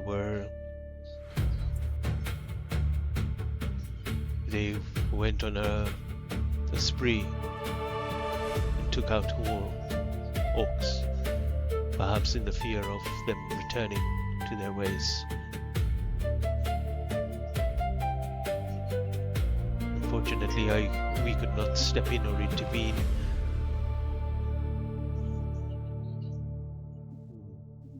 This seemed very, very... Well, for me, I was not as strong as I am now. I don't hold you accountable for that, and truth be told, my kind had a reputation that was well earned. But do you see that was not the case? They were the goblins that I knew and the orcs. They bore the mark of the devourer, but when the glaze of the control had fallen away from them, all they wanted to do was live. I'm aware. You misunderstand. I said my kind had an earned reputation. That's what they had. I'm not surprised. There were reprisals, pogroms, purges. No doubt many people here had loved ones, families that had been killed by them. But you only purge what is sick when they were not sick. And you see him kind of in remorse, thinking about how he's having memories of what if he did intervene kind of moments, and he's kind of looking down at this thought. I'm just saying it's not surprising. Many people had been wounded spiritually by what my enslaved people did. To them, it wouldn't matter that they were no longer enslaved. My people still did it. And they would have passed that hate down. We sadly can't think of the past, though. It's sadly already happened. Turn to Gladius and Look sort of say, forward. well, Valyria here lived it. It's not really history to him, Gladius. No, I'm sorry. What and how? You said you were a gnome. I start speaking Gnomish. No. How they sound. That's it. That's how I'm gonna do it now. Or Sims noises. He speaks back to you in Gnomish. And he says, "How interesting." My father was a gnome. If that helps. My brother is a gnome. They have flesh gnomes. I am metal gnome. I just realized I could have been an auto gnome. Didn't thought that. This is funny because auto gnomes are actual thing. But So I'm not basically, one. what you are is that you're built to be like a really, really big gnome, so maybe Yeah. like 5 to 6 feet tall, whereas you're Yeah. just kind of typical height for most of the medium creatures then. He kind of goes, well, wherever you come from, I hope to get you there. Is you want to? Well, it's the city of Argon. It's quite close to here. Ah, yes, I know of Argon. Yes, the home of the gnome. Just one gnome. Wait, There's a village. Oh, Mr. Red Arcane, you'll love to meet all of them. he goes, I know the path to there. I can take you there once taken supplies, and we can head off. You see coming up towards you all, you see this kind of very blonde, kind of frazzled-haired halfling woman coming, and you see her kind of waving towards Valera, and he kind of looks to see her, and he kind of rolls his eyes. Oh God, Valera! He goes, oh God, oh. It's been such a busy morning. Hello, guests. How are you today? Hello. Hi, good morning. What a beautiful day in the Everflow. Oh, it's so nice to meet you. What's your names? I'm Gladius, Saltaire. Gladius. Oh, good to meet you. And yours? She Rafael knocked as a gold worm high and goes for a handshake. Like, always. She kind of clasps your hand. While you guys are saying the name, sorry, I'm looking for the name. So, wait, I got it here. What do we Control-V Mo? Get it. Oh yeah. Oh, Elera Greenbloom. That's. Hi. So nice to meet you. I am one of the blooms keepers here. I take in charge. You've come in such a perfect time. We're about to bloom. A few are going to bloom soon. Or would you like to witness this? It is such a beautiful experience. Oh, I heard about this. Yes, we're definitely going to watch. Oh, very well. Yes, of course. Please come down. You see other halflings begin to come. They give you like little cups, leaf cups with what seems to be very, very clear water, and you drink it, you feel refreshed. It's cool to drink as well in such a kind of bright and sunny morning as well. Food is provided, some sort of kind of bread and other kind of vegetables and no meat, but all the other stuff. Healer Greenbloom, is it? Yes. Um, Oh, it's so nice I'm- to meet you. Hi. Hello. I'm curious. I'm a healer myself. I've delivered a fair share of children before. Is this Oh, anything? why don't you come and help? She kind of grabs your hand. And pulls Yeah, you, I pulls you do. in. I don't. You said this is a blooming. I don't know if this is the same. Oh, well, sometimes the blooms happen in an awkward position. Just be ready to be there to catch. Of course. You see. Oops. What have I talked myself into? Gregor, this is so exciting. It's a real honor to be a real bloom I've catcher. never been to a blooming before. Gregor is professionally curious. He absolutely is. Andy's kind of like, oh shit, what have I talked myself into? Because it just seemed like, of course he had done this. He's been a healer for decades. Do any of us know what a blooming is? You can all make a history check. Gladius can make it with advantage. Would this even be a thing? And you as well. It would be a thing in the dark. Raphael. A dark It- side? I just pretend I know what it is no matter what the rule. I Right, here we go. I got 19, but that's only because like being It's not somebody fair. who was only born recently, I definitely know what a blooming is because I was born recently. I got a soft 20. I can't believe it. I got a 22. Gregos, you would have heard of this through conversation on your healings of travelers that have come to your home. They spoke about, some elves have spoken about where they come from. One mentioned that they was a very, very olden elf, spoke about him coming from the Everflow, and spoke about him being born and being in this kind of yeah. blooming event. One of Gregor's friends was the family he was friends with. It was an elf, a human, and their half-elf daughter, Selthira. She was an elf. Don't know if I would ever come a conversation, but Not with them. Listen- Not with I them. They were also much younger. Yeah. no so- one else. I also have the name of an elf. You do? That's all I got. Yeah. Well, Gregor goes to get his healing garb on. He gets some gloves on. He washes up. He starts doing all that. He doesn't know if it's necessarily what you need to do because blooming sounds like plants. He's like, okay. Yuba just kind of puts her hands out as if she's going to catch something, but she doesn't know what she's going to catch. And she's You like, see that they take you down through the grove, and eventually you see that there are 3 large pods there. You see that a lot of the kind of the druid, I mean not the druids, the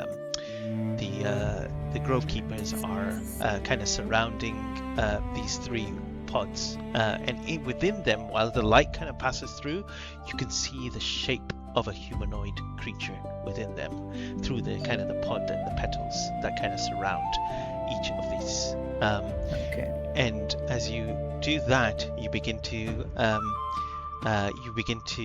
see them all begin to clear their throats, and you see them as they begin to chime into a song. And as they do, you see that there are 3 pods there. The first one is the kind of the sun petal, and there is one which is kind of, the sun petal is kind of up from the ground. There's another one which is like a moondrop, which kind of slouches over, and it's kind of there down. And you begin to see them begin to kind of sing. She's taking the lead and singing the song, and let the song play, and then we can continue. While this is happening, I said to you earlier, the song may be very good for your songbook. Gregor's now I suddenly think- realizing. Oh, sorry, I interrupted you there. I was going to say, she kind of listens to the song and she kind of like hears the repeating notes. She'll take out her little hand harp and just Aw. kind of pluck along with it. Gregor, So seeing this, and now Yes. a part of this ceremony, is going to hum along as well as best he can. Although he's surprised at how ritualistic this is, because normally when there's a birth, it's not this zen at all. I think we're all very shocked that you start humming. We're like, eh? I'll do a performance check if you want. You're a man of Yes. music. Yes, He's kind of with them at the minute rather than with you guys. He's now like part of this. So a 15. There we go. no, that's pretty good. It's pretty solid. You see one of the halflings kind of nods at you, and at this moment you see the first pod resembles a kind of golden lily. Its petals are kind of tight folded at first, but it begins to open, and then this golden pollen rises into the air like sparks from fire, and inside you see resting is an elf with copper-colored skin and hair resembling the pale sunlight. And at that moment they take their first breath as the petals unfold beneath them. I'm assuming this is an infant elf, not like a fully grown adult. No, it's a fully grown adult. What? I'm now May- really uncomfortable with this. I'll say to Valor, and I say, since Mr. Kane helped with the blooming, should they be named after him? Greg is a great name for an elf. No. I think Greg would be a great name for an elf, or Mr. Kane, or Well, Mr. Greg Kane. each elf, when born, they already know their names. While this ceremony continues, if there's a break in the singing, if there's not, I won't say a word, but Gregor will lean down to Ilara. So, I wasn't expecting an adult elf. And she continues to kind of singing and smiling. Okay, and he just keeps humming away because no, he doesn't. He just keeps humming. He doesn't know the words. You see the second one is a hanging flower suspended from a kind of the arching branch. She kind of maneuvers you underneath it. Its petals are kind of deep blue and translucent, and with droplets of glowing water gathering along their edges. And when it blooms, the petals fall open like curtains between a moonlight sky, and a silver-haired elf slowly lowers from within. And as you kind of reach out, you cradle her as she kind of settles into your hand, and a silver-haired elf slowly lowers. The vines that gently place place her into your arms, and then she looks at you and she says, "I remember the sound of rain." And you see the bloom keepers come, kind of escort her, cover her, and you see them all kind of continue to kind of sing and celebrate.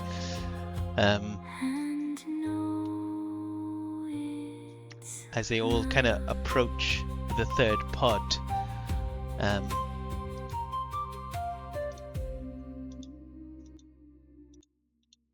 you see the final pod is a little larger than the others. Its petals are white at the edges, but as you kind of stand there, you immediately notice that the edges become kind of dark crimson towards the center. At first, it appears healthy, but then all the singing kind of stops abruptly. You begin to see black lines kind of spreading across the petals like cracks through the glass, and the pod convulses, its stem twisting as though something beneath the earth is pulling upon it.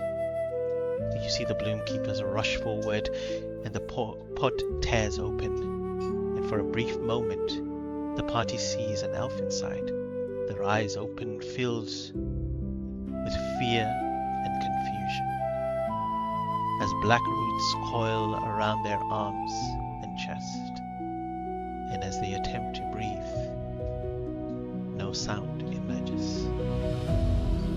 The flower's color drain away, its petals turn grey, curling inwards as the elf within rapidly withers. His skin becomes pale and brittle before both elf and flower collapse into ash and rotting vegetation.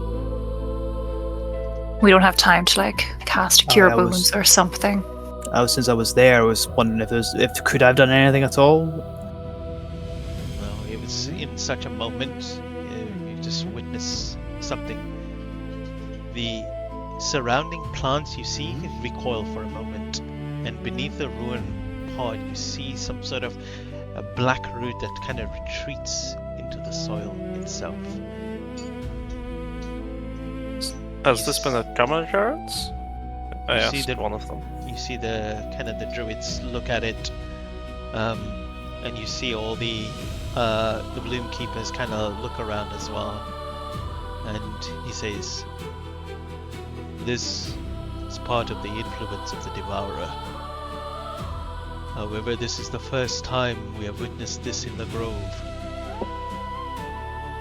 There are many elves that have perished by the corruption in the wilds, but here, you're beginning to see all the kind of bloom keepers weep in tears. It's never reached the blooming before. You hear? When we first saw the barrier went down, an elf that was traveling with us, who sadly no longer is with us, did seem quite hurt during the event. We felt it too. Most of the elves I know are quite elderly and sick, even by their normal long lives. I think, Gladius, the elves are more connected to the lands than others, and they feel it more keenly. Would we know if half-elves go through the same process? Make a history check or a medicine check. At least 50% of it. Is that anyone or just Artemis? I mean, he's asking, so. Sure. Okay. Unless he said it out loud. Did he say it out loud? Oh no. He's just pondering it. Yeah, you've seen some half elves around and stuff like that. They seem to, a little kind of saggy-eyed. They're always, chipper and stuff like that. They're always coughing here and there. The half elves are coughing? Yeah, I mean from time to time. They don't look super sickly, like some elves do and stuff like that. But it's a common theme since time. Whenever you do see it's something like when you see, I don't know, I don't know, how can I explain it? When you see someone with an illness which is quite prominent, and you know that they're sick, you just know, those type of things. Do we know of this kind of pattern in our side, in the other side of RAIA? We would have seen this? You've never seen a blooming before in the other side of RAIA. You did see elves, but they never spoke about being born and this. You've never seen a baby elf. So Yeah. this is kind of the first time you've ever seen an elf being born into the world. You know who probably would have? Cassian. I was gonna say slow. R.I.P. Slow and slow out there. He picked a fight he couldn't win. What can we say? Well, this has been quite a magnificent experience. I've never seen anybody else be born. Yes. Both a triumph and sadness on the same day.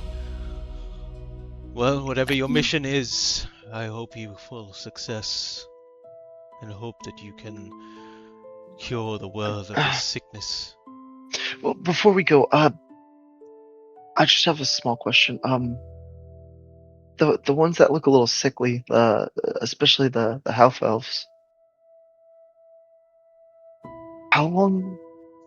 How badly does it affect them being corrupted by the Devourer's Well, his corruption? I think we all feel it. But surely they live just as long as they normally would, right?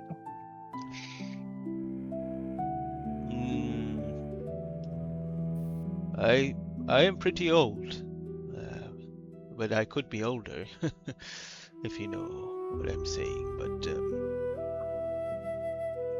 I think the corruption has taken a toll on the divinity of essence, and she has sacrificed so much for us to continue to survive. But as she withers and gets wounded more, us elves feel the same. What I'm trying to ask is, does it shorten their lives, though? It does. Artemis is going to take one step forward. How long do they normally live for?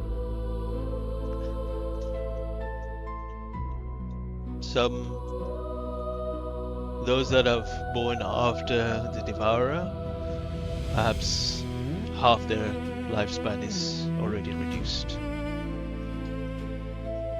Those that were before have a little bit more time, like myself. And you see the little green, kind of the druid girl that was also following you. She looks more sicklier than the others. From Artemis's short time spent with her, did Aurealis ever look a little ill? Like a little. It was like after the after the Devourer, all elves looked a little malnourished, or paler from there. So I think like a chronic illness. Yeah. Take it the elves in the dark side of Raya, in comparison to the ones we've met on the light side, they would have seemed less, I suppose, because of this. They're where the corruption was already kind of much more present anyway. It's similar. No, they were similar. You can see that. You can see it is similar. It seems that they had all been affected in the kind of the same way. Yes, you had less food on your side and stuff like that, but whatever this corruption is affected them all kind of equally. I just meant that prior to the barrier coming down, they've already seemed a bit more compared to the elves we've seen here. But no, there's no difference in that sense, because we've not been back since the barrier went down. So so you haven't we'd have seen a comparison. Yeah, the only now. comparison you have, it was Cassian the Aurealis and the elf. I'm not Um, sure Alice go- was a good one because she was possessed. But this is the Well, thing popped in. beforehand, you know, when The initially 10 seconds. yeah, for the 10 True, seconds true. that you saw That her, is true. you saw Yeah. her. Would it be safe to assume, again, just using Artemis's thoughts, is Aurealis's life in more danger now that she is in direct possession of the Devourer? Who you asking? Is she in? Yeah, is she like? Would he be able to assume a direct corruptness would shorten her life even more? I mean, you saw her get possessed. What's The a yeah? Well, the thing, the Devourer is a disgusting, powerful entity that consumes all, and if it's already possessed Realis, you get the idea that she might be slowly being consumed as a vessel anyway. But I don't know what Artemis would be Would he be thinking dreadful situations right now, or would he still be having a heroic moment thinking you can save her? No, he's going straight to dread. He's thinking that, looking at the other sickly half elves and whatnot, he's starting to think that if just the corruption from so far away is affecting him this much, what must it be like to be in direct possession? Like, if these people are gonna die, like if they would live normally for hundreds of years, instead they live for half of that. Would it be a quarter? Would it be days? Would it be weeks? I'm not sure. Now that the barrier's down, you could have sped up the process. So you have all these thoughts. However, as you are talking, and the kind of the Bloom Keeper is now finished with the blooming event, you see Valera say, you know, perhaps I can provide you further guidance. Let me take you to the root of remembrance. And he kind of looks towards Raphael, and he says, let us see if your druidic abilities are honed and apparent. They are. And he kind of And looks at, from time to time again. and those of you who have druidic abilities may potentially commune with the tree as well. Come. And That's as- such an honor. Thank you. He will very walk prouder than he has ever before in his adventure so far. Yeah. And as he kind of takes you out of the grove and further deeper into the forest, not too far from there, we'll go on a little break, and we'll come back to continue as we go to the root of remembrance. So don't go anywhere. Root of remembrance. See you in a bit. Bye.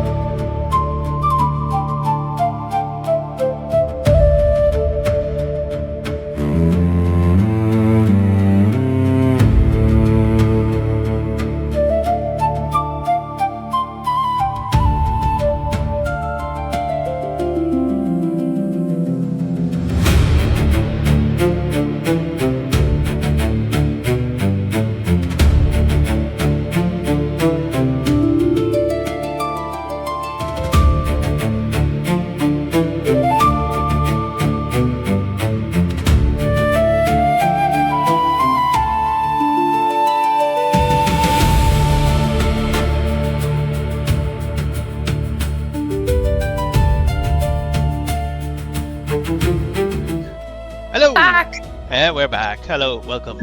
All right, let us see the roots of remembrance. I think as we're on the way over there, I'd like to speak to any of them. I'm just going to ask. So you said that when you're bloomed, you know your name? Does it depend on what you bloom from? Usually, yes, we tend to. That is like our last name is given from what we were bloomed from. So, a rose or a lily or whatever it is, it has some sort of reference. That's kind of the things that are given to us in this world. But when we are born, we already know our elven name. Have you ever heard of someone being bloomed from a thorn? Or, a thistle? A thistle. Not from my experience, but it could happen, yes. Okay. Why do I you think ask? I've heard of someone, and their surname was Thistlebloom, and they were an elf. Then I guess it can happen. There are many variations of blooms and flowers and plants in this world, and we are blessed as elves to be able to be created from such roots and connectivity into this world. But honestly, we're broken at the moment, and we desperately don't know what to do. I guess continue. Thrive when there's little to thrive on. That's what we had to do for generations. Kind of my family motto. It's not something I envy you, Vilthira. Sorry, I misspoke.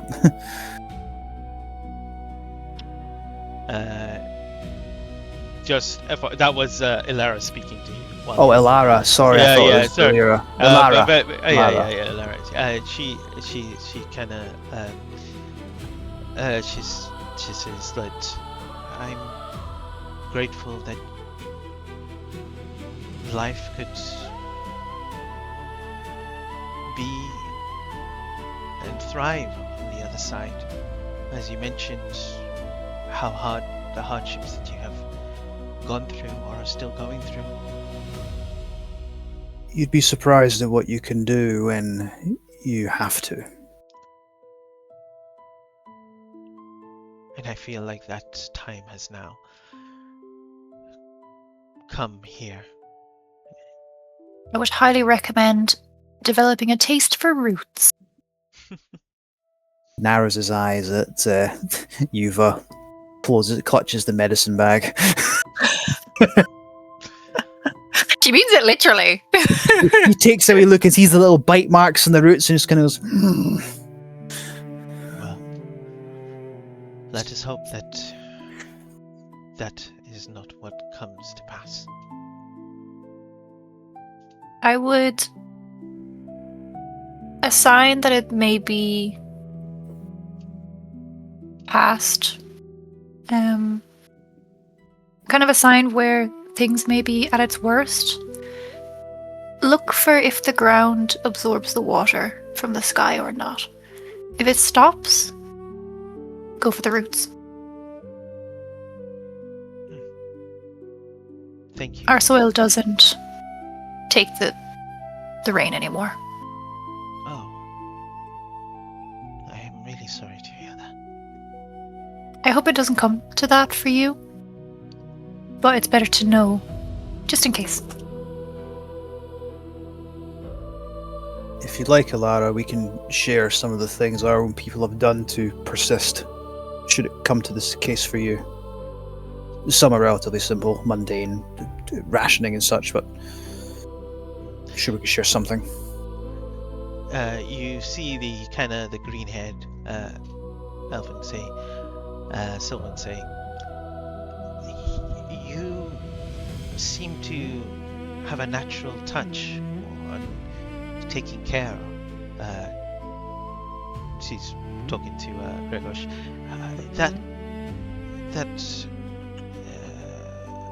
Is that a medicine bag that you hold? It definitely is. Yeah, he's. Is he just?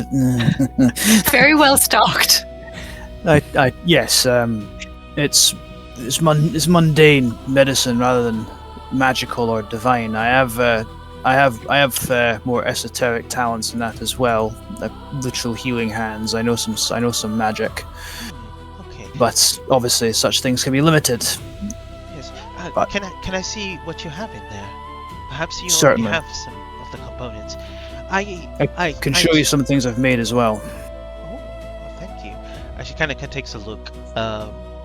You see, she says, "I too also dabble in medicine, as you do here. I do have a recipe here, if you would like, of one." Very much. I'd like to share some information if you'd be happy to. Ah, of course, of course. The one I have kind of specialized in. Let me just get it for you.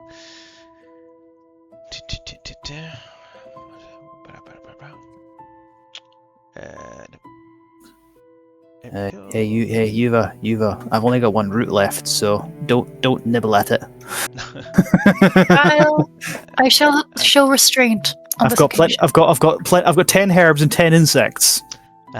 She pulls out a little vial which looks very like a very dirty green, and she says, "This is the iron root tonic." Iron root tonic. It requires some wild roots, perhaps some salt minerals of some sort, and herbs. And look, with the correct combination, you can help the tonic itself fortifies your skin to make it much more sturdier. Perhaps making it tougher as it absorbs the kind of the moisture from the skin outside, turning it almost like wood. Yes, perhaps you might be able to do it. I see you have some of the components, but here, and she pulls out her medicine bag. Roll D5. A D5. Let me just roll a D10 and then do it that way. Good idea. Okay, so a 5. 5. Okay. Yep. And now roll a D10 5 times. Okay. That's roller D10. What if you roll 5 2.5 d20s? 24. I don't know how to adjust the feat to add this to the recipes though. Just so you're aware. All right, I'll put it on for you here, and then we can add it on later. That's fine. Oh, you know what? Luke can make it for you. Even better. Even better. Appreciate it, Luke. Thank you. Yeah, right. Hurry up. Just don't be good at things. She starts seeing that you are low on supply. She gives you 4 vials of what seems to be water, or pure natural spring clean water. She provides you with some 4 insects. So how many fluids? Sorry. 4. 4. Okay, I guess up to 10 for that. 4 insects. I am already maxed out on insects, unless I can get more than 10. She tries to fit more, but she goes, "Oh, perhaps you don't need No, any I'm- more of those." Roots and minerals I'm low on. I'm maxed out. I'm full of everything else. Okay. Herbs. She sees you've got more. She gives you 6 roots and 7 minerals. Okay, and I have to give some of the minerals back because that gets me to my max as well. Because there's an extra. Yeah, sure, I'll have a couple left over for us. You can keep these. I've only so much room in this bag. Despite someone's best efforts, looks at Yuva. Let me go back to the chat, and she while you're having this journey, she gives you the recipe, writes it down, and gives this to you. Actually, I want to change one thing. Let me re-edit that. Well, let me send it to you again, but re-edit it. The con save should not be there because that just makes double strong. Oh no, leave it. I want it. Yeah, there we go. That makes more sense. Okay, I'm also keeping up. I'm keeping up how many times I've used the bag. I'm at 5 out of 30 before I get proficiency with it. And she also pulls out these kind of red, some sort of shrooms of some sort. She goes, these are very rare, but special components. You only need to use once if you choose to want to create a much more of a potent tonic or a different like a very potent tonic. By adding this, it will improve it to be if it doesn't come out usually correctly, it will make it a little bit better. So game mechanics wise, if it's a poor, it'll turn it into a standard.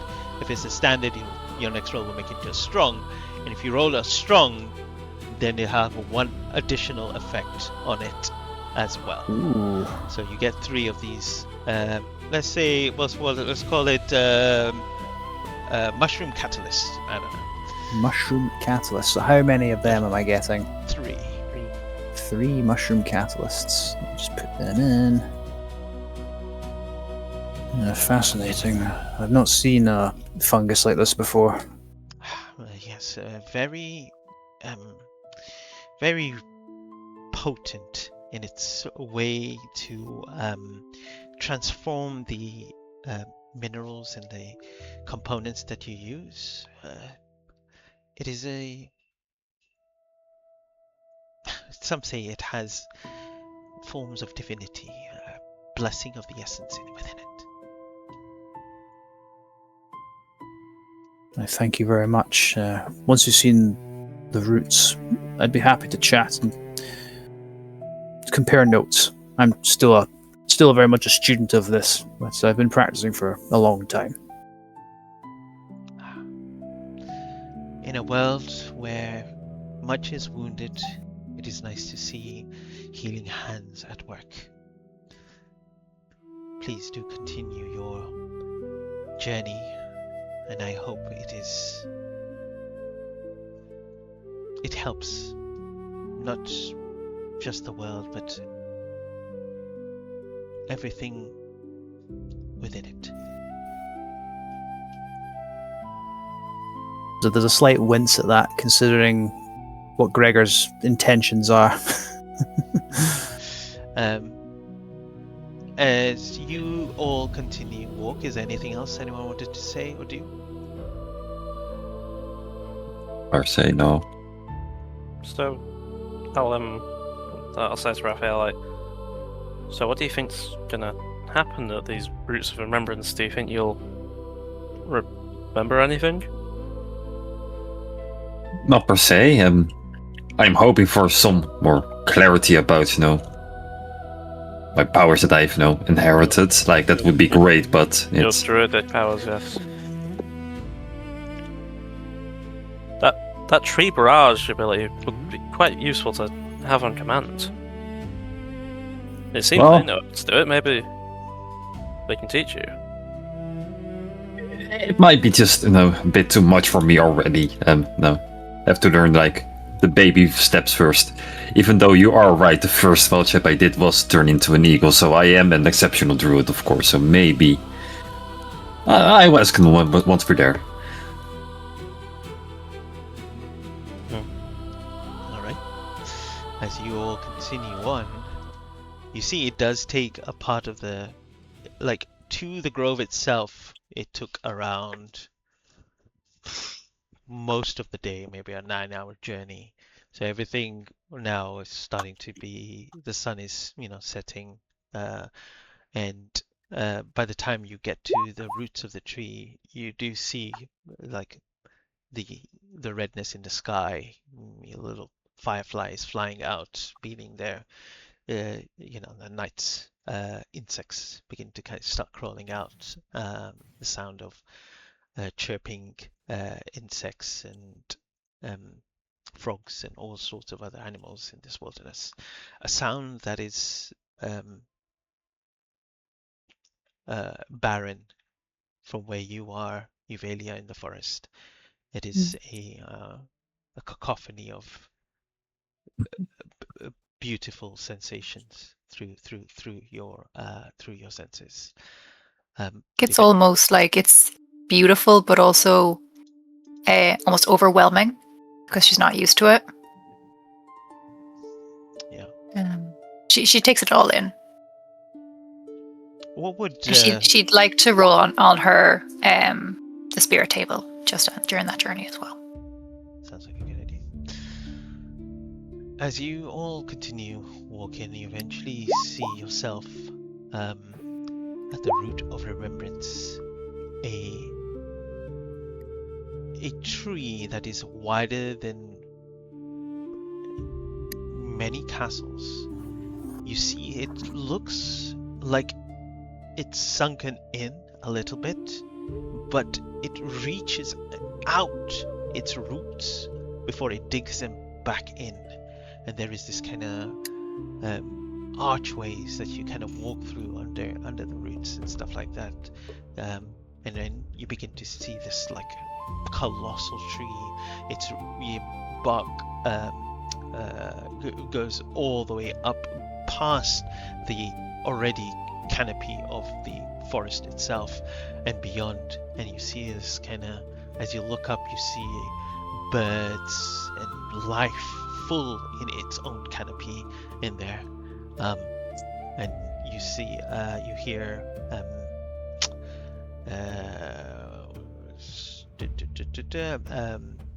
Valera say, "This is the room of remembrance. I mean, the root of remembrance. A tree. Well, perhaps some say it is the first ever tree within the Everflow itself, and it has seen life through its existence. It reaches out far beyond and is connected to the wilderness all across RAIA. Perhaps it might be able to even reach out now to the other side now that the barrier has come down, and it may be able to help you, give you a path or recognize a path based on what you are seeking. But I must warn you, its ability is great and can take a toll on the mind. So be with caution. I would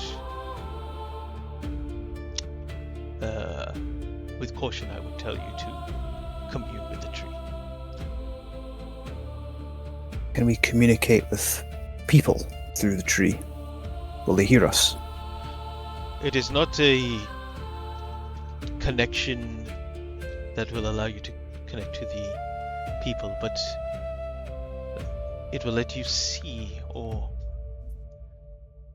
feel things that are close to life itself, close to the life force of RAIA. We could locate people with it? If they are close to nature, perhaps. There may be 2 people I'd like to try and find, if there's time. It is not limited to only locating, I must say. Remember, it is a place where this tree has history. So you may even seek something that you wish to understand of the past. If it has experienced this, it may show you something. Question then. Do you have to know the person's name or anything like that, or can you just have seen their face?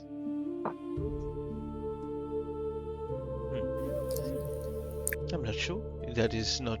I do not know the full extent of what the roots are able to see. I would only say, why don't you try? I'm sure the others wanted to go first. I'll mind my turn. There are no turns. Just enter the tree and try. There are some things Gregor would like to, above game. There are some things Gregor would like to do. He wants to see if he can find Koruk, because he's still missing. He wants to try and see if he can find Urim, his younger son, because he's still not sure where he is. And maybe some history of his people, how they came to be onto RAIA, or the details of what happened to the orcs and the goblinoids on this side of the world. I'll tell you the mechanics of this. You, when you commune with the tree, you'll have to make a intelligence saving throw. Shit. On a fail, you will be Good at those. something will happen to you. On a success, you'll be able to draw on the tree and seek out what you want to seek. If you want to continue to seek out further, you'll have to make another intelligence check, but this one will be more difficult to do. So Could I interest you in a wisdom save? you can ask the tree that. I will ask the tree when I get the chance. I'll say, "Hey tree, could I do a wisdom save?" And then it's gonna go, no. My string. It can do. I can choose 3 creatures, and they have advantage on their next attack roll, ability check, or saving throw. That could also be very good. I would really appreciate something like that. Caw, Only 3 people. Do you have bless? Caw. Why would I have bless? Because you're Damn a it. bard. Caw. Oh, do I have bless? Oh, I don't fucking know. Actually, You tell us. Is it? Have you got it saved? no, I picked Bane. No, Reverse. There's more bardic thing to do, the yeah. opposite of help. Caw. It's the reverse. It's the reverse of bless. Quick, bane this tree, Yeah. damn it! No, I don't um, have bless, unfortunately. I mean, I've got 1 stringed ukulele. That's what I got. I could. Take what you can give. to be fair, like Gladius is under the impression that Hellman and Salt and his son are fine, so he's not gonna check because he knows Hellman's fine.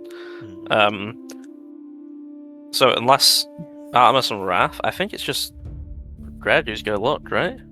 No, I'm definitely going in there. Oh, okay. Oh, I'm going in there. Remember, there is depending on how complicated your question is or whatever it is, there is a chance, based on what you ask, that you may not get an answer. That you might not get an answer because it does not know. Not that I don't know, but it does not know. Such a biscuit, man. I know, right? Pretty crazy. The tree may say something in Vietnamese and you won't understand it. Do I have a spell that will help? No, me show no. Well, how did the gnome go? How did the gnome language go again? Same noises.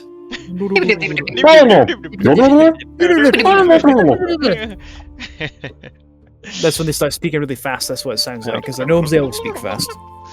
That's a whole book they just taught you. It's Okay, I've got my priority for what I'm going to check when I go in. As you And walk up, you begin We to get the idea that it knows more about the past rather than what's happening currently. You get the feeling that it is something that is alive and knows what's happening now and anything before. It is not something that can foretell the future, but everything. Yeah. But it all depends on if the events had happened somewhere in RAIA, and you are unsure how much is connected to the other side as well. Just keep that in mind. Okay. All right. Velura escorts you to the tree, and you see that there are these kind of wooden steps that lead into the tree itself, with a little kind of like an archway in the tree, and as you kind of walk through, you expect like some sort of immense,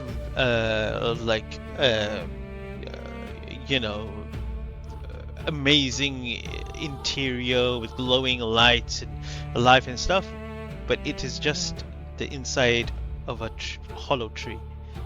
And as you kind of step inside, who's going in first? I'll go. Depends on how much the other two want to, but Raphael's really stoked about this. Yeah, you can go first. You've got the druid mother, so you go in first. Yeah. Yeah, just You go first. waves his bony hair back and And you go druid, as I just sort of grin at him. Arma stands outside waiting for you, and you step inside. As you step inside, it's the sense of your sight, hearing, and smell is just sort of this kind of musky wood exterior of a like a tree, or interior of a tree thing. But those senses are just kind of like numb. But you get this feeling immediately when you step inside that you feel connected. Immediately as you step in, the tree itself kind of not even welcomes but knows it's already making connections to you and to everything that you are connected to. It's just left a ripple, and you see that kind of illuminating ripple as you kind of step through, as a kind of like a purplish green wave flows through, and you step through. You are going in next, right? Euvalia, you said? Yeah. You step through, and unlike... I'm flying. Oh yeah, sorry. As you kind of fly... Keep me off the ground, damn it! Yeah, as you kind of fly... Goes into a spider web. No, I'm joking. Yeah, you... Oh You... I'm a little nervous to walk through. Your senses flare up with all the beautifulness of the tree and stuff, but you don't feel that, like the tree is connected to you in a way. You don't get any senses, or you don't see anything. You just, this is a nice tree, and you just kind of floated in. Who's going in next? I'll go in. You go. You go. You've not had much chance to talk yet. In you go, Artemis. Go on, wizard. Move. Artemis will shuffle on through. All right. You step through. Again, you do not feel any sort of kind of connection, but it's a very, very nice interior of the tree. Oh, no connection. Yeah, you're not sure what you're looking for, so I'm just saying, like, you're just stepping into a tree at the moment. Okay. Who's next? Gregor will look at Gladius as the gesture him to go in if he wants to go in. If you wish me to, and I'll walk in. You see some of the druids feel a bit apprehensive you going in, but you see Valera, having trusted you all, gives you the permission, and as you kind of step into the thing, you step through. Before I go in, I do open up my chest and bring out the hamster and say, "I am one with the forest." And you put it back in, and it starts going. You kind of step in. It's a nice tree inside. It's a nice tree. Yeah, you've never been inside a tree. My connoisseur chip says it's a nice tree. Download Gourmand EXE. I'm gonna eat this tree.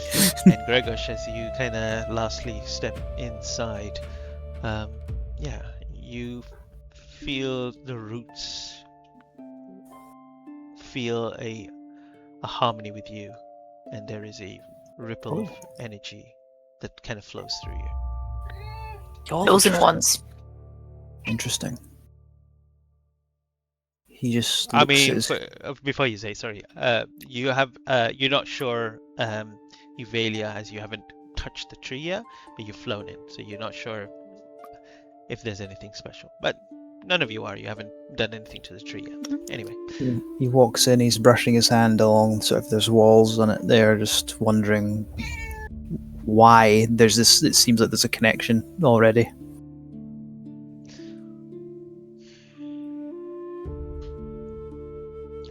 Try to, you see here, Valerie, he puts his head through and he goes, you must focus on what you want. Take your shoes off, perhaps. Or touch the tree. Feel what it is feeling. It may take some time, it may be quick for some of you. But good luck. I can not really detach my feet. Here, we'll take his boots off. I can carry those boots. Just leave them, and just fine. Just leave them over there. Alright. Yuva will go down and kind of find like a nice root to lean against and just have one hand, like just the tips of her fingers on the root, and take out the ukulele. Alright. As you all kind of sit down, the song begins to kind of play and echo through the inside of this great tree. Yeah, you're just sitting there. You immediately outside, where over the lights, the source of light that was kind of coming in from the outside diminishes and is now dark in here. Slowly, the silhouettes of your fellow comrades disappear for a moment before your eyes adjust to the darkness, and you begin to kind of see them for a moment, just lazing about. And you're not sure how long you have to be in here or what you have to do, but I will leave that up to you and how much you do or say, or if you're just kind of waiting, you tell me and I'll tell you what happens. I think that we would wait. I would wait a while and then pluck the string, and the three creatures that would it awakens their heart is how it is described. Would be myself, Raph, and Gregor. Okay. So you guys have advantage on your next saving throw. I'm gonna need it. Really go plus You one. should.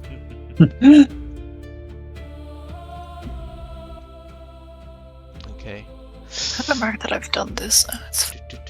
Mind you, I have historically rolled really badly when I use your bardic inspiration. I usually get a 1 or a 2. This is technically slightly different. Oh, This is the ukulele, excellent. which is fabulosa. That's all. That's the only difference.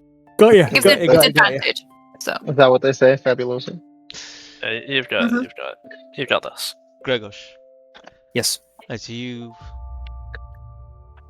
lean, turn around, touch the wood, kind of focus in, listening to Euvalia's music, thinking about what you want to remember, who you want to see.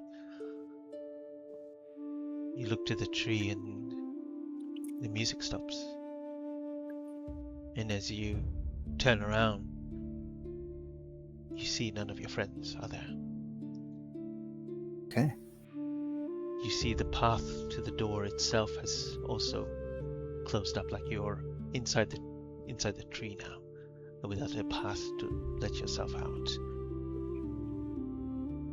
There is a slight glow in the center, as if asking you to stand in the center. He will do so. As you take a step in to the middle and you look up, your eyes brighten, and I need you to give me an intelligence saving throw. You have an advantage. I know, but it's not great. I get plus. Got this. Actually, with my DC? cloak. No, don't tell me. Don't tell me. Okay. I'm gonna go in. Raw. Can eat this raw. I do ever have a +2 to my intelligence save thanks to my cloak of protection. Okay, here we go. Advantage. Hey! Yeah. Oh,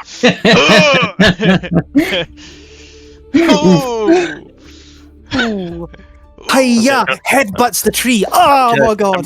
Get about Scotland, Bessie. You know what I said about earlier with your bardic inspiration? Wow. You cannot blame Well- someone else for this, man. This. Oh, this I was gonna say that is all on you. I appreciate the help, 2 3s, my dude. but I am That's historically not a great user. 2 3s. Oh my god, it's so canning. You give me. Oh, true! Man, that went right over my Well, fucking head. 5 plus 5 is 10. Oh, God. Would you say that 3 is your unlucky number? Uh, Oh, shit, now. at least Three it could've- trees. It could have A been forest. Oh my god. It could have been a double nat 1. Okay. Maybe it's Mo. a really low DC. So Mo, But then you can heal yourself. What's up? yeah. Unless I'm brain dead. Mo, what happens now?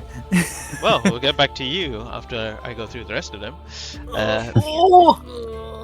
Eupalia, as you're plucking away, the moment you close your eyes, listening to the music begins to kind of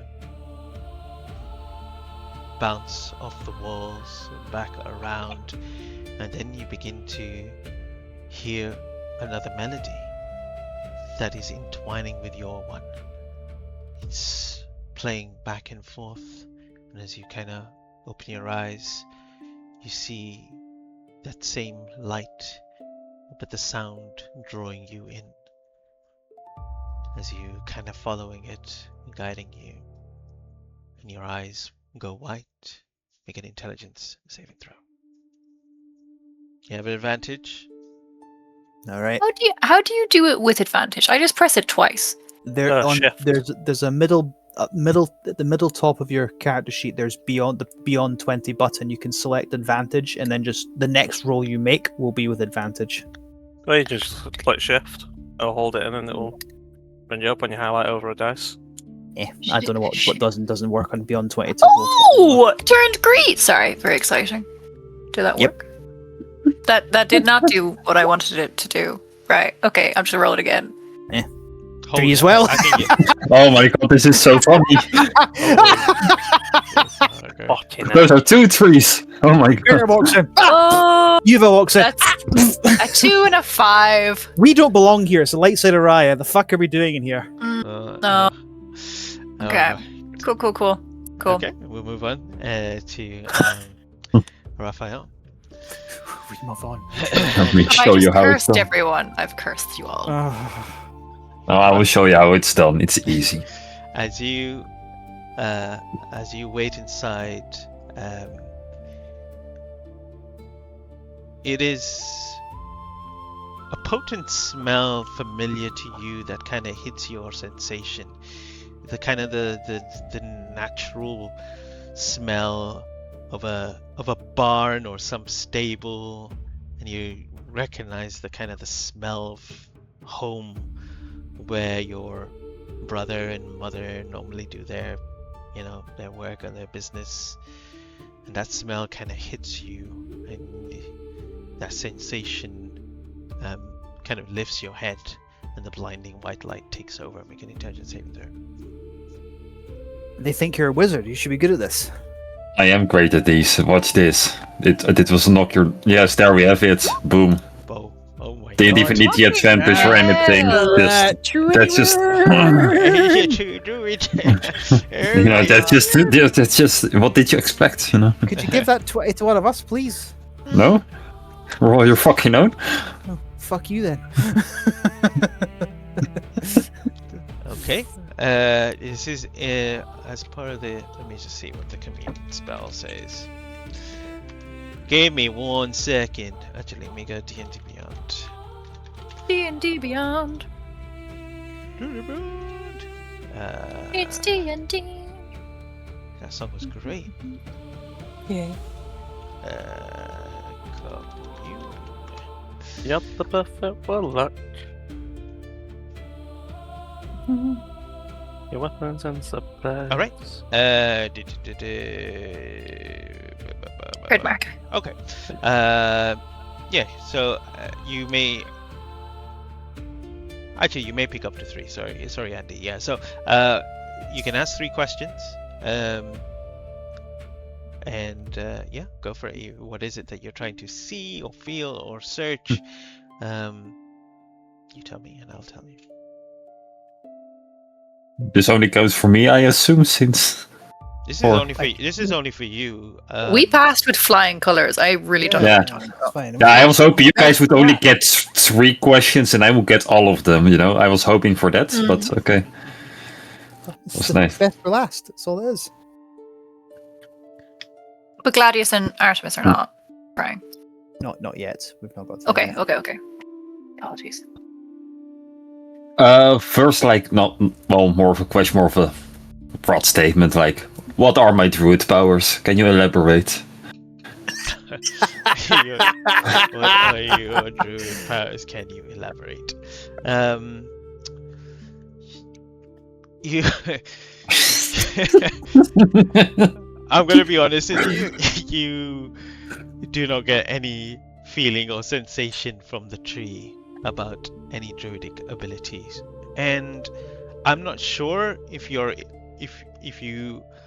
in, like, in your head you think you have druid abilities, or you know you don't have druidic abilities. No, it's because he already knows. He already knows them. Yeah, so if you already know, even though then you're asking, I think this kind of makes you confirm that you definitely don't have any druidic abilities.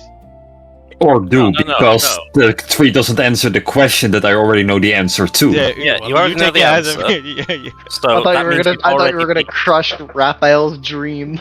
No. Like, this both- he's already beat. Both thoughts enter his mind, but he obviously picks the one Yeah, that he believes, and he will never ever question if he doesn't have it, so he will just take it with grace. It's like, I just knew it. Okay. Well, he looks at the rings. Do you know anything about these things? Like, is there any logic to it? He talks about the Wild Magic Search rings. I see. You get the sensation of the stone itself. You see an image of a forest, not this one, somewhere in the distance, and you see the forest in a distance. You begin to see it kind of glow for a moment before something impacts it, and as it impacts it, it causes the forest to kind of collapse and break down, and into cinder. There's flames everywhere. And in that moment you kind of get a feeling of where the rings have potentially originated from.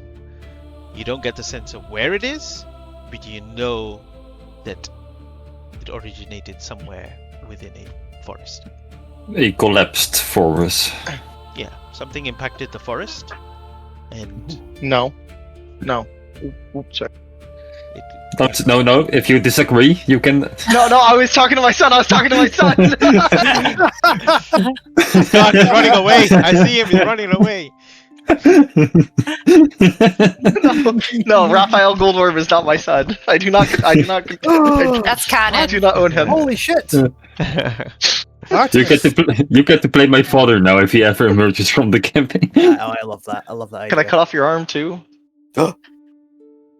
What? Do you want to cut off your son's arm or something? What am I missing? I want to Darth Vader you. I am your father. My God. Yeah, sad. Okay, third and final question. The seal of, like, you know, the devourer that we currently have, or well, Gladius has. Do you know anything about the locations? Anything? Have you seen it? Heard of it? Where is it? Anything? Good question. Good question. You get a feeling. Okay, roll a d6. It's going to give you one or the other. Okay. 6. Okay. Yeah. Seems like a good number. It's It's a just good, another good number. luck. Yeah. There are 2 3s in there. 2, 3.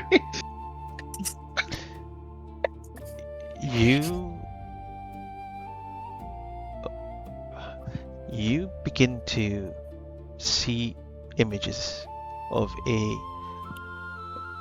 man wearing with golden hair and a blindfold, walking through a meadow, a forest, and you see this person as he walks and takes a path. The roots and plants behind him are dying and withering away. And then it gets to a point where he leads into a forest. And the forest... Only collapses. No, sorry. No, the forest kind of, for a moment, witness it being there, him, and then he disappears. Okay. Make a Arcana check. Luckily, I paid attention in school. Right, Raphael? I will use my luck points, why not? A bit better, 18. 18. You sense that there was some sort of divine magic used at that moment when he entered into the forest, and he did something to disappear from where he is. Not in the sense of teleportation, but he seemed to have shifted perhaps into another plane. Realm warp. Got it. Like this forest of with the 12 dread, does it sound like anything ever heard of before?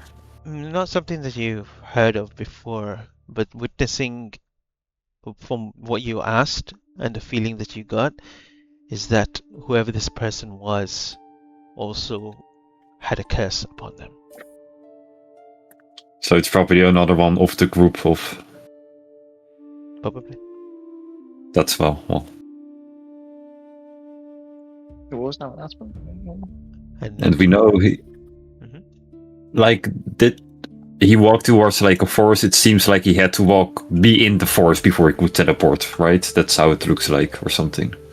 You don't know, there's no reason behind it. You're unsure why he did it in the forest itself, but he did. Got it. Could potentially be useful. And as you continue there, we'll move on to Artemis.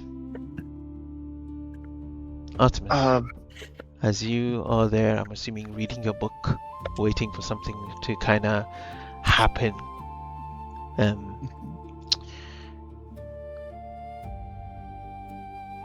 And you continue waiting. But for you don't see any blinding light. You do not see or feel any connection to this place.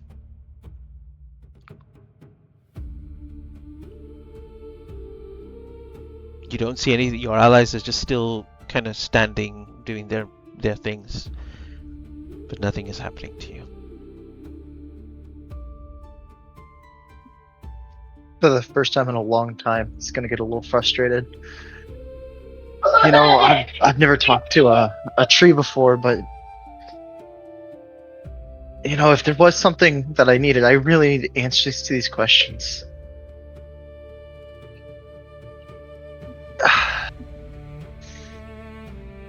Can you give me anything? I'm talking to a fucking tree. You're all witnessing. By the way, you all are witnessing this moment. By the way, you are all awake to hear him say all this. By the way.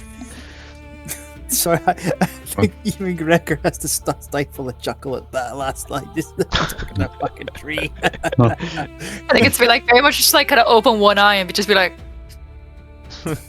trying to concentrate. Just this guy is just Losing his mind.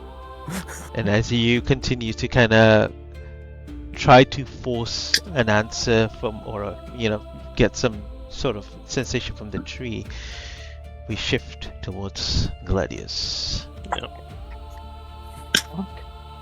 And know let's try of and the speak for mountain. the trees, and the trees say, "Can you fucking not?"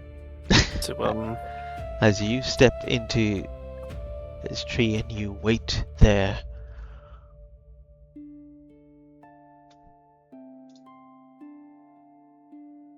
you do not feel the sensation of the tree around you. You cannot have any sort of senses or anything like that. Sorry, just give me 1 second. I'm just trying to find the bloody. Yeah, you do not bear any of the senses around you. What you feel is from within. Something stirs for a moment. You I look feel to this. the hamster. You look at the hamster. Hamster kind of stops at the same time, knowing something just happened. You feel this kind of sensation pulse through you. Your gears clog up for a moment, and then start shit. turning again. And then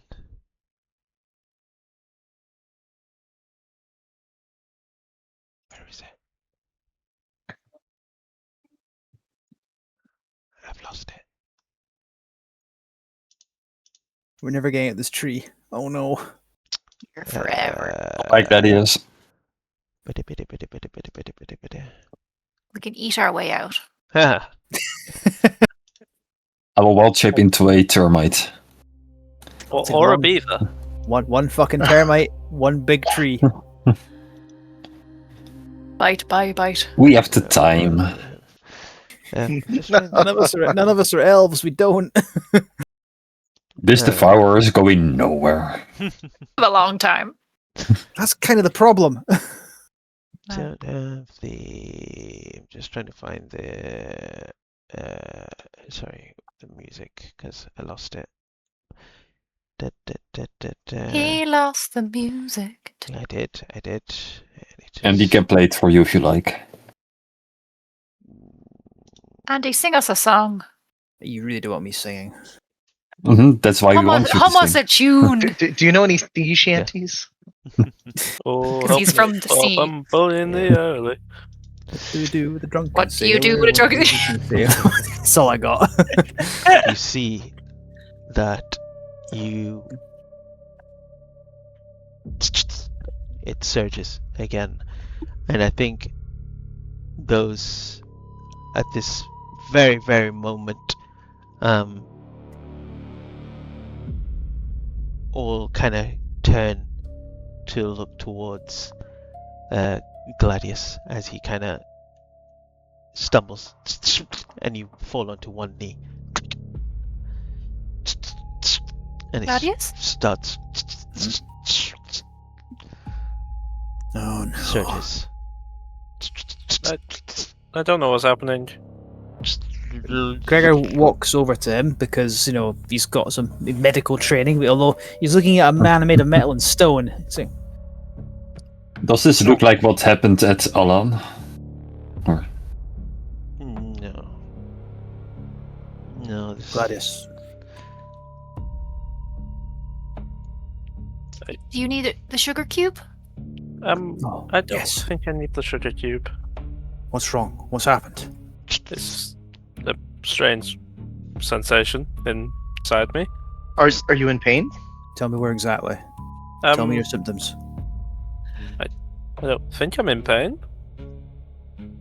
You've fallen down. What's your symptoms, Gladius? Look at me. Can you get up? No.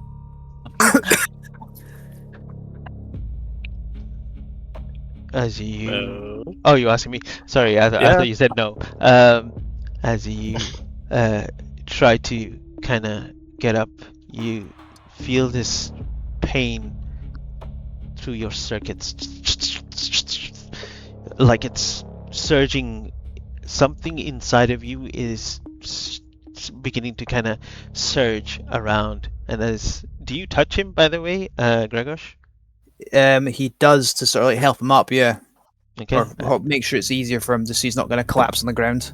Okay, as you kind of grab him, you feel this kind of surge of energy, and your divine sense just immediately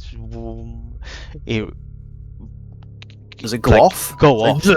Yeah, immediately kind of go off, and you feel this darkness enveloping around Gladius. Gladius, you begin as you're trying to speak, your speech is twisting and distorting. You see his eyes, the lights begin to flicker, and then they just go dark for a moment. Oh no. And then his eyes brighten up, and there is this deep red crimson glow.